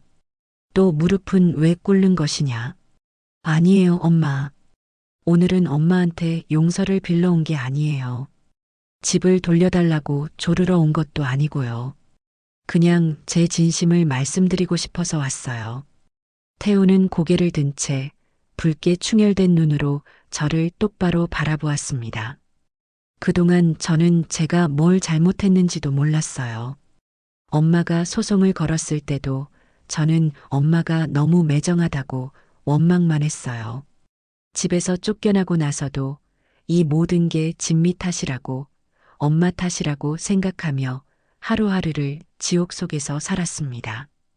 그런데요, 엄마 밤늦게까지 배달 일을 하고 새벽에 쪽방 같은 처갓집 방에 돌아와 잠든 민준이 얼굴을 보는데 문득 그런 생각이 들더라고요. 내가 지금껏 얼마나 이기적이고 못난 아들이었는지, 얼마나 무책임한 남편이자 아비였는지. 아들의 눈에서 굵은 눈물방울이 뚝뚝 떨어져 내렸습니다. 엄마가 평생 피땀 흘려 마련한 집에서 단 한 번의 감사함도 없이 왕처럼 살았고 제 아내가 엄마한테 모진 말을 쏟아낼 때 아들로서 엄마를 지켜드리기는커녕 방관하기만 했어요. 엄마가 아프다고 하실 때 저는 엄마의 건강보다 제 기분이 상하는 걸 먼저 걱정했던 놈입니다. 엄마 돈이나 집 때문이 아니에요. 아들로서, 사람으로서 제가 저지른 그 모든 잘못에 대해 정말 죄송합니다. 아들은 말을 마치고 제 앞에서 이마가 바닥에 닿도록 깊이 머리를 조아렸습니다. 그 모습에서 저는 처음으로 아들의 진심을 느낄 수 있었습니다. 그것은 상황을 모면하기 위한 거짓 눈물이 아니라 자신의 잘못을 뼈저리게 깨달은 자의 참회였습니다. 저는 더 이상 아들을 무릎 꿇려둘 수가 없었습니다. 저는 아들의 팔을 잡아 일으켜 세웠습니다. 알겠다. 네 마음, 이제는 알겠다. 그러니 이제 그만 일어나거라. 저는 아들을 소파에 앉히고 냉장고에서 시원한 매실차를 한 잔 내어주었습니다. 아들은 어린아이처럼 엉엉 소리내어 울며 제가 내어준 차를 마셨습니다. 그날 우리는 아주 오랜만에 아들과 어머니로서 마주 앉아 이야기를 나누었습니다. 아들은 그동안 얼마나 힘들었는지 진미와는 거의 매일 싸우다 이제는 말도 섞지 않는 사이가 되었다는 이야기를 털어놓았습니다. 저는 아무런 조언도 충고도 하지 않고 그저 아들의 이야기를 묵묵히 들어주었습니다. 아들이 돌아간 뒤 저는 텅 빈 거실에 한참을 홀로 앉아 있었습니다.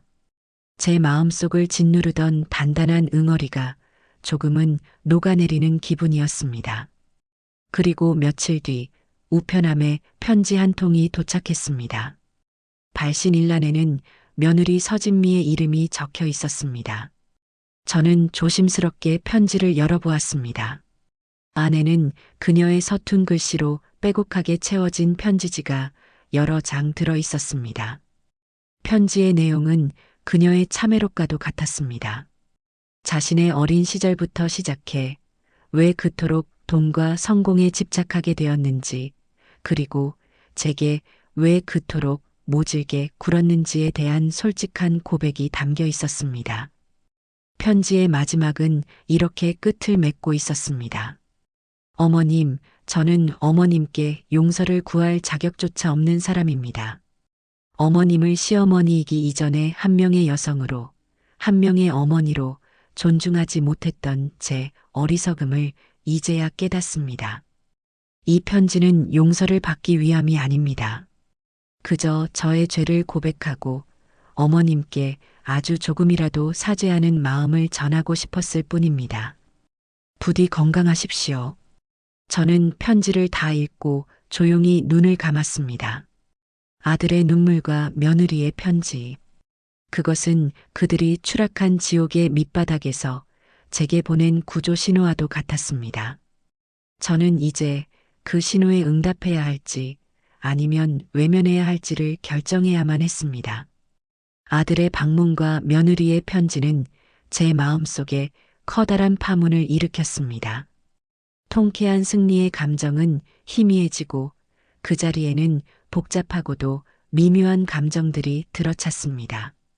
한때는 제 전부였던 가족이 완전히 망가져 버렸다는 사실에 대한 슬픔, 그리고 이 모든 상황을 이렇게까지 끌고 온 저 자신에 대한 회의감이 뒤섞여 며칠 밤낮으로 저를 괴롭혔지요. 저는 서예 교실에 나가 붓을 잡았지만 마음이 어지러워 글자 하나 제대로 쓰지 못하고 먹물만 여러 번 갈았습니다. 며칠을 깊은 고민 속에서 보낸 뒤 저는 한 가지 결심을 했습니다. 그들을 용서할 수 있을지는 아직 모르겠지만 이대로 모든 관계를 끊어버리고 사는 것이 과연 옳은 일인가? 특히 아무 죄도 없는 어린 손주 민준이의 얼굴이 눈앞에 아른거려 마음이 편치 않았습니다.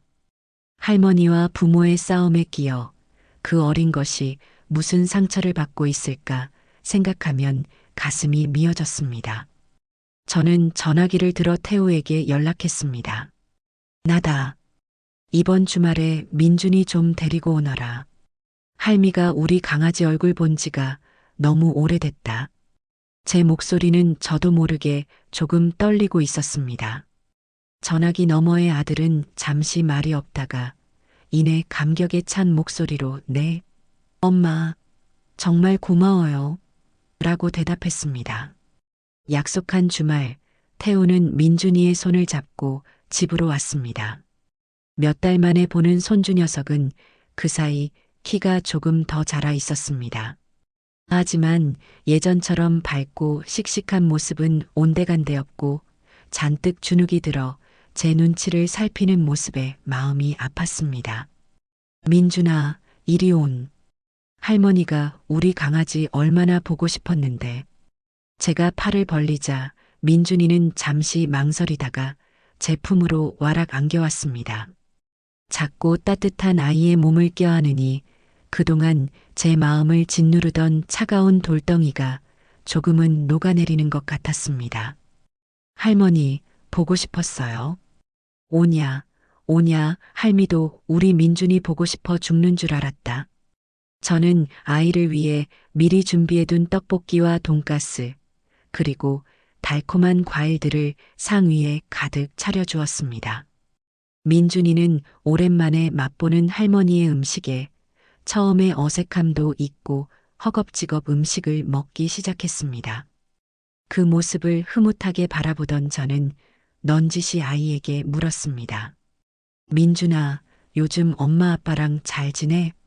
외할머니 댁은 지낼만 하고? 아이는 돈가스를 씹으며 고개를 끄덕였습니다.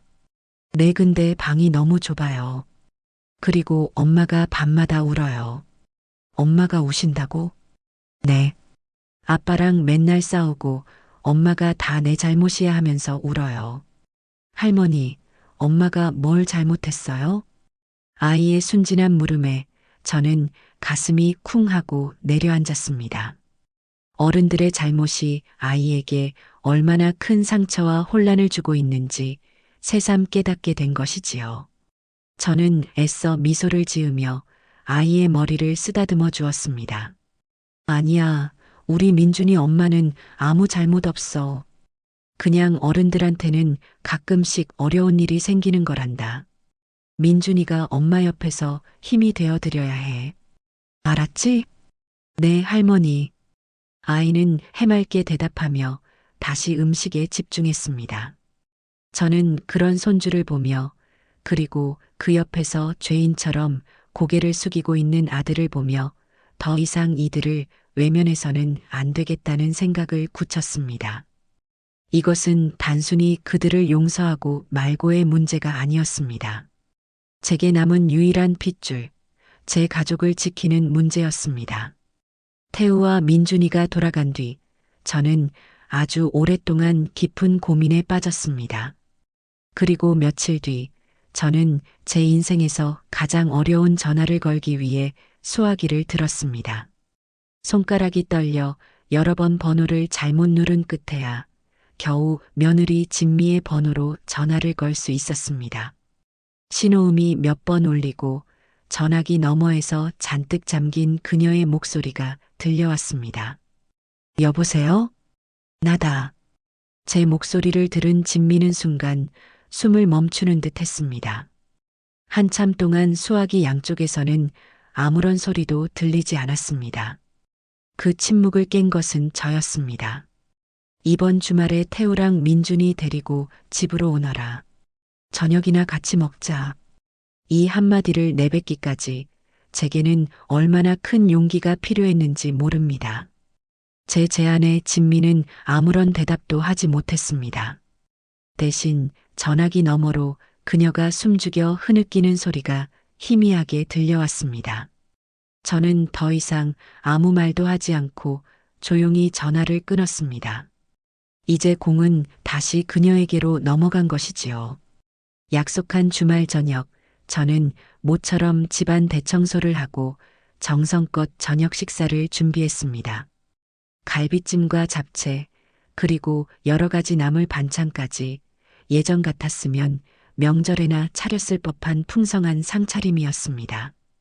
약속 시간이 다가올수록 저는 초조한 마음에 몇 번이나 현관 쪽을 쳐다보았습니다. 혹시나 그들이 오지 않으면 어쩌나 하는 걱정이 들었기 때문입니다. 저녁 7시가 조금 넘었을 때 현관문 도어락을 누르는 소리가 들렸습니다. 제가 알려주지 않은 비밀번호였기에 아마 태우가 여러 번 시도하다가 결국 초인종을 눌렀을 겁니다. 제가 문을 열자 거기에는 잔뜩 긴장한 표정의 아들 내외와 그 사이에 선 민준이가 작은 과일 바구니를 들고 서 있었습니다. 왔구나. 어서 들어오너라. 그들은 마치 죄인처럼 고개를 숙인 채 조심스럽게 집 안으로 들어섰습니다. 특히 진미는 예전에 자신이 여왕처럼 군림하던 이 집이 무척이나 낯설고 어색한 듯 시선 둘 곳을 찾지 못하고 안절부절 못했습니다. 어색한 침묵 속에서 저녁 식사가 시작되었습니다. 아무도 선뜻 입을 열지 못하고 밥만 먹고 있었지요. 그 무거운 분위기를 깬 것은 역시나 손주 민준이었습니다. 우와, 할머니, 오늘 제 생일이에요? 음식이 엄청 많아요. 아이의 천진난만한 말에 모두의 얼굴에 희미한 미소가 번졌습니다. 저는 민준이의 그릇에 갈비찜을 듬뿍 덜어주며 말했습니다. 우리 강아지 많이 먹고 쑥쑥 커야지. 그 후로 식사 분위기는 조금씩 부드러워졌습니다. 태우는 제게 회사 이야기를 했고 저는 민준이에게 학교 생활에 대해 물었습니다. 진미는 거의 말을 하지 않고 밥만 먹었지만 가끔씩 저와 눈이 마주칠 때마다 죄송함과 감사함이 뒤섞인 복잡한 표정을 지어 보였습니다. 식사를 마친 뒤 진미는 조용히 일어나 설거지를 하겠다며 부엌으로 향했습니다. 저는 그녀를 말리지 않고 그저 묵묵히 그녀의 뒷모습을 바라보았습니다. 어설픈 솜씨로 그릇을 닦는 며느리의 모습이 어쩌면 그녀가 제게 보여줄 수 있는 최선의 반성이자 사죄의 표현일지도 모른다는 생각이 들었습니다. 그날 밤 그들이 돌아간 뒤 저는 텅 빈 집을 둘러보며 생각했습니다. 깨진 그릇은 다시 붙일 수 없겠지만 그 조각들을 모아 새로운 모양의 그릇을 만들 수는 있지 않을까? 우리 가족에게는 이제 새로운 형태의 관계가 필요했습니다. 어색했지만 의미 있었던 저녁 식사가 끝난 뒤 저는 며칠 동안 앞으로 우리 가족이 어떤 모습으로 나아가야 할지에 대해 깊이 고민했습니다. 아들 내외를 완전히 용서했다고 말하기는 어려웠습니다. 제 마음속에는 여전히 그들에 대한 상처와 불신이 남아 있었지요. 하지만 그들을 이대로 불행 속에 내버려 두고 싶지도 않았습니다. 특히 손주 민준이를 위해서라도 그들이 다시 일어서서 건강한 가정을 꾸릴 수 있도록 도와야 한다는 생각이 들었습니다. 하지만 예전처럼 모든 것을 내어주는 방식은 절대 안 될 일이었습니다. 그것은 그들을 돕는 것이 아니라 또다시 망치는 길이라는 것을 저는 뼈저리게 깨달았으니까요. 저는 다시 한번 아들 내외를 집으로 불렀습니다. 이번에는 민준이를 빼고 오직 두 사람만 오라고 했지요. 진지하게 할 이야기가 있다는 제 말에 두 사람은 비장한 표정으로 제 앞에 마주 앉았습니다. 너희를 오늘 부른 것은 앞으로 우리 관계를 어떻게 해야 할지 내 생각을 이야기하기 위해서다. 저는 차분하지만 단호한 목소리로 입을 열었습니다. 아들 내외는 긴장한 채 제 입술만 바라보고 있었습니다. 우선 한 가지는 분명히 해두어야겠다. 이 집은 이제 온전히 내 집이다. 너희에게 다시 이 집을 줄 생각은 추호도 없어. 그러니 헛된 기대는 하지 말거라. 제 첫마디에 두 사람의 얼굴에 실망하는 기색이 스쳐 지나갔지만 이내 고개를 끄덕이며 제 말을 받아들였습니다. 네, 어머니. 당연하신 말씀이세요. 저희도 이제 그런 염치 없는 생각은 하지 않아요. 태우가 먼저 입을 열었습니다. 저는 그들의 대답을 확인하고 다음 이야기를 이어갔습니다. 하지만 너희가 이대로 무너지는 것을 보고만 있지는 않으마. 너희가 진심으로 반성하고 너희 힘으로 다시 일어서려는 의지가 있다면 어미로서 최소한의 발판은 마련해주고 싶다. 저는 제가 미리 생각해둔 계획을 그들에게 설명했습니다. 이 집을 담보로 은행에서 대출을 조금 받을 생각이다. 그 돈으로 너희가 살 작은 아파트 전세금 정도는 보태주마. 단 공짜로 주는 것이 아니다. 너희가 앞으로 열심히 돈을 벌어서 내게 갚아야 할 빚이다. 이자까지 쳐서 갚을 생각으로 열심히 살거라. 할 수 있겠니? 제 제안에 아들 내외는 믿을 수 없다는 표정으로 저를 바라보았습니다. 특히 진미의 눈에는 눈물이 가득 고여 있었습니다. 자신들을 완전히 내칠 것이라고만 생각했는데 다시 일어설 기회를 주겠다는 제 말에 큰 감동과 충격을 받은 듯 했습니다. 어머니, 저희가 무슨 염치로. 태우가 말을 잇지 못하고 울먹이자 옆에 앉아있던 진미가 마침내 제 앞에 무릎을 꿇었습니다. 그리고는 그동안 참아왔던 모든 감정을 토해내듯 목 놓아 울기 시작했습니다. 어머님, 제가 정말 잘못했어요. 제가 정말 죽을 죄를 지었어요. 어머님의 귀한 마음도 모르고 제 욕심만 채우려고 어머님 가슴에 못을 박았어요. 어머님께서 이렇게까지 해주시는데 저는 정말 염치 없는 년입니다. 어머님, 정말 죄송합니다. 그리고 정말 감사합니다. 진미는 이마가 바닥에 닿도록 엎드려 오열했습니다. 그녀의 울음소리에는 더 이상 어떤 계산이나 연기도 섞여 있지 않았습니다. 그것은 자신의 과거를 진심으로 뉘우치고 새로운 기회를 준 시어머니에게 감사하는 한 인간의 진실된 눈물이었습니다. 저는 조용히 자리에서 일어나 그녀에게 다가가 그녀의 어깨를 잡아 일으켜 세웠습니다. 이제 그만 일어나거라. 네 진심을 알았으니 그걸로 됐다. 대신 약속하렴. 다시는 너 자신을 그리고 네 가족을 돈과 욕심의 노예로 만들지 않겠다고.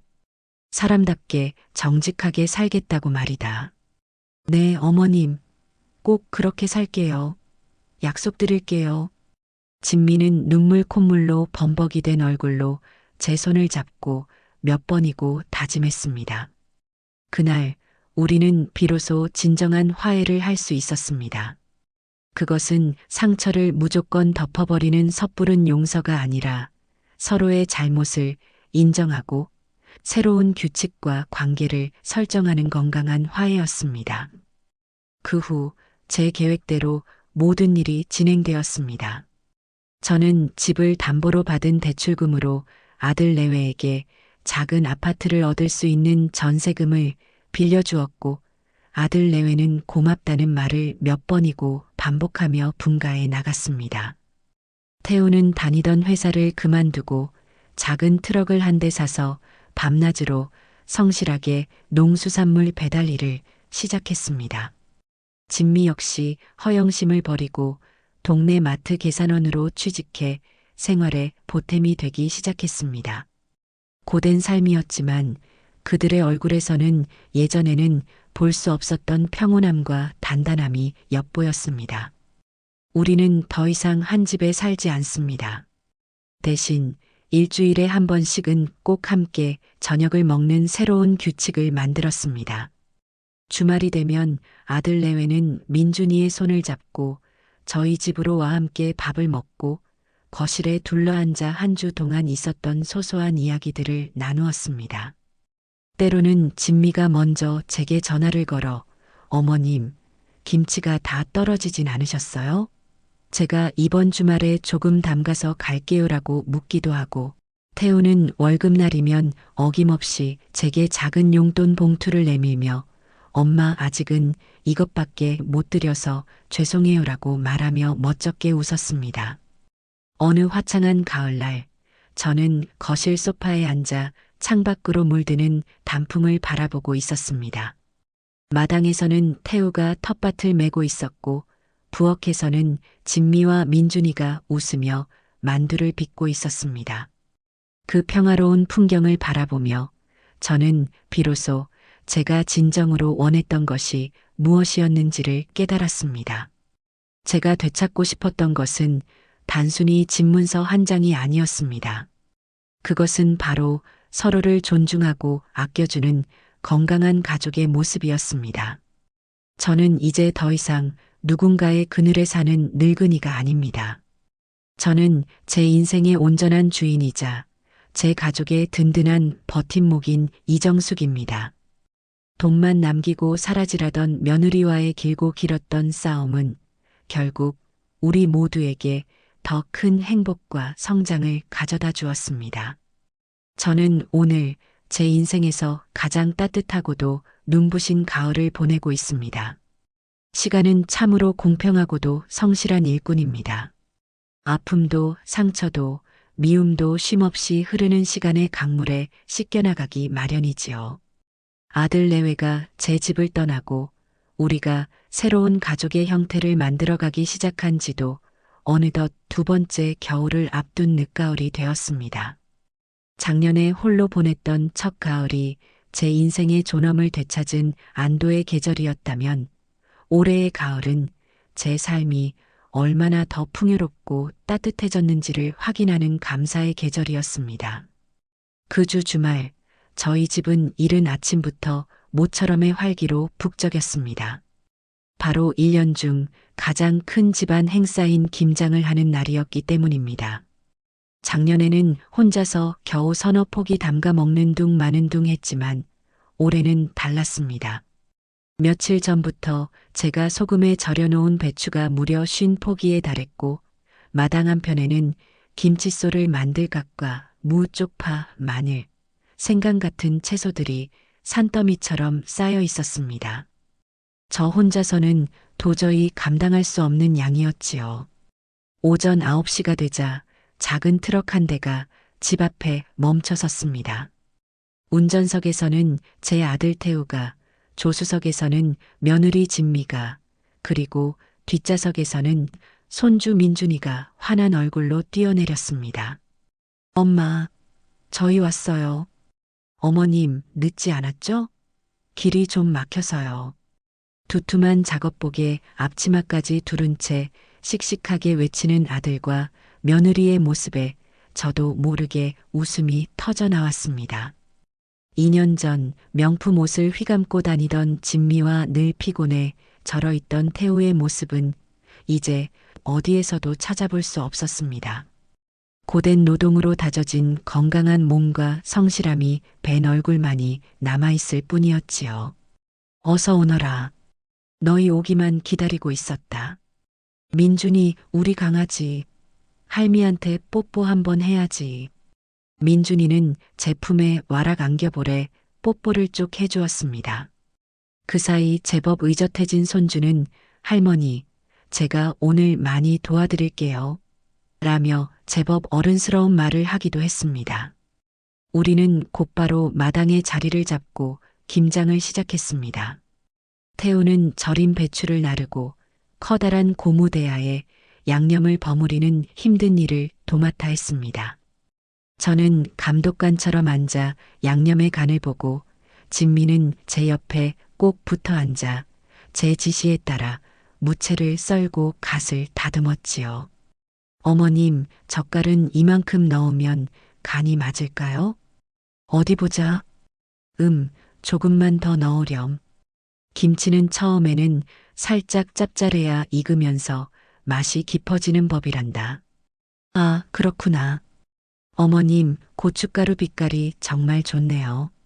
역시 국산 태양초는 다른가 봐요. 예전 같았으면 상상도 못할 대화였습니다.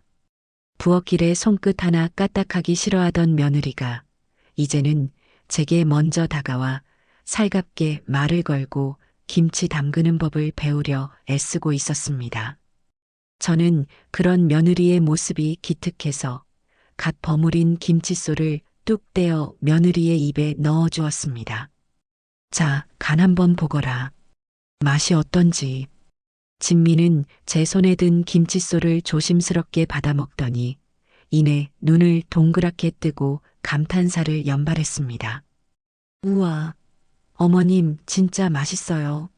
제가 세상에서 먹어본 김치 중에 제일 맛있어요. 그 호들갑스러운 칭찬이 조금은 멋쩍었지만 싫지는 않았습니다. 그렇게 우리는 웃고 떠들며 마치 오랫동안 손발을 맞춰온 사람들처럼 착착 김장을 해나갔습니다. 민준이는 고사리 손으로 쪽파를 나르거나 마늘을 빻는 신용을 하며 저희의 일손을 돕는 신용을 했고 그 모습이 귀여워 우리는 몇 번이나 큰 소리로 웃었습니다. 오후가 되어 드디어 쉰 포기의 김장이 모두 끝났습니다. 마당 한편에 줄지어 선 빨간 김치통들을 보니 마치 나라의 곳간을 가득 채운 임금처럼 마음이 든든하고 뿌듯했습니다. 태우는 이야, 이걸로 우리 1년은 거뜬하겠네. 라며 땀을 닦았고 진미는 제 손으로 직접 김치를 담가보긴 처음이에요. 정말 신기하고 뿌듯해요라며 아이처럼 기뻐했습니다. 저는 그들을 위해 미리 삶아두었던 돼지고기 수육과 겉절이를 상위에 푸짐하게 차려냈습니다. 땀 흘려 일한 뒤에 먹는 음식은 그야말로 꿀맛이었지요. 우리는 마루에 둘러앉아 막걸리까지 한 잔씩 나누며 그동안 살아온 이야기들을 두런두런 나누었습니다. 태우는 요즘 배달일이 잘 되어 수입이 제법 안정되었다는 자랑을 했고 진미는 마트에서 이달의 친절사원으로 뽑혔다며 수줍게 웃었습니다.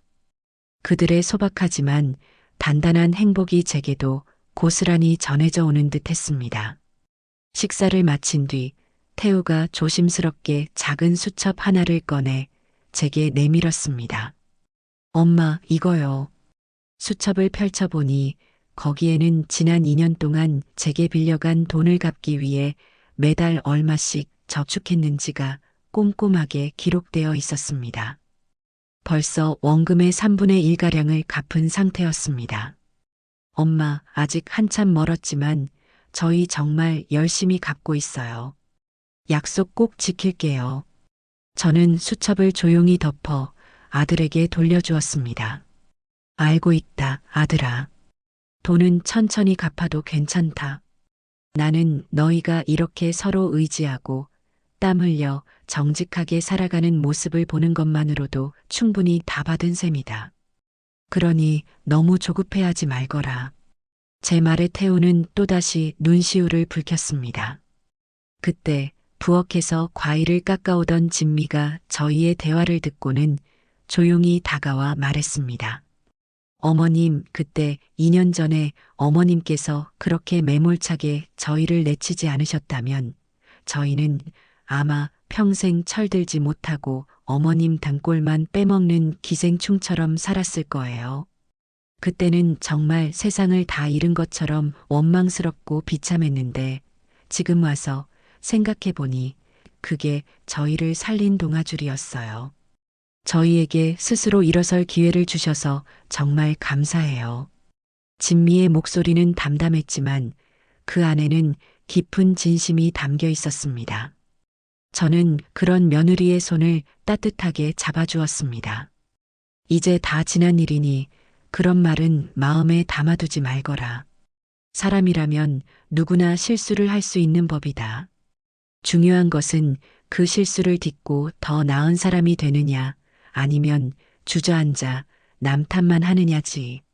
너희는 스스로의 힘으로 더 나은 사람이 되었으니 나는 그것만으로도 참으로 고맙고 대견하다. 그날 저녁 아들 내외는 자신들이 직접 담근 김치를 10통이나 트럭에 싣고 기분 좋게 돌아갔습니다. 어머님, 이 김치 아껴 먹으면서 내년 김장 때까지 열심히 살게요. 라며 손을 흔드는 그들의 뒷모습을 보며 저는 아주 오랫동안 그 자리에 서 있었습니다.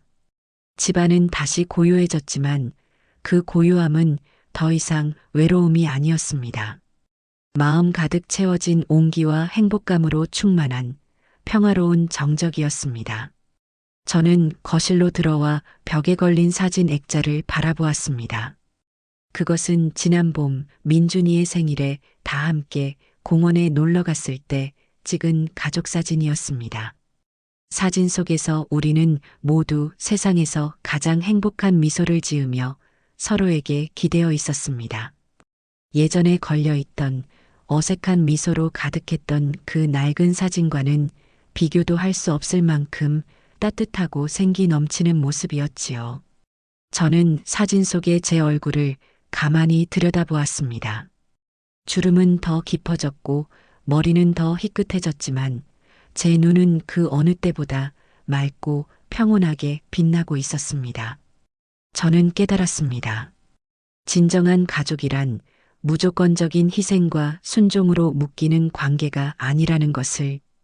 때로는 아프더라도 골문 상처는 도려내야 하고 무너진 것은 처음부터 다시 쌓아 올려야 한다는 것을 말입니다.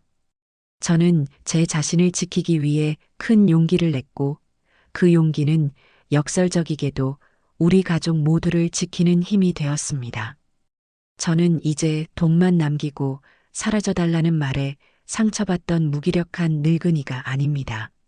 저는 제 인생의 온전한 주인이자 제 가족의 든든한 뿌리가 되어주는 이정숙입니다. 창밖으로 어느덧 첫눈이 솜털처럼 날리기 시작했습니다. 저는 따뜻한 거실 소파에 앉아 올겨울이 얼마나 행복할지를 생각하며 평화로운 미소를 지었습니다. 제 인생의 가장 길고 추웠던 겨울은 이제 완전히 끝이 났습니다.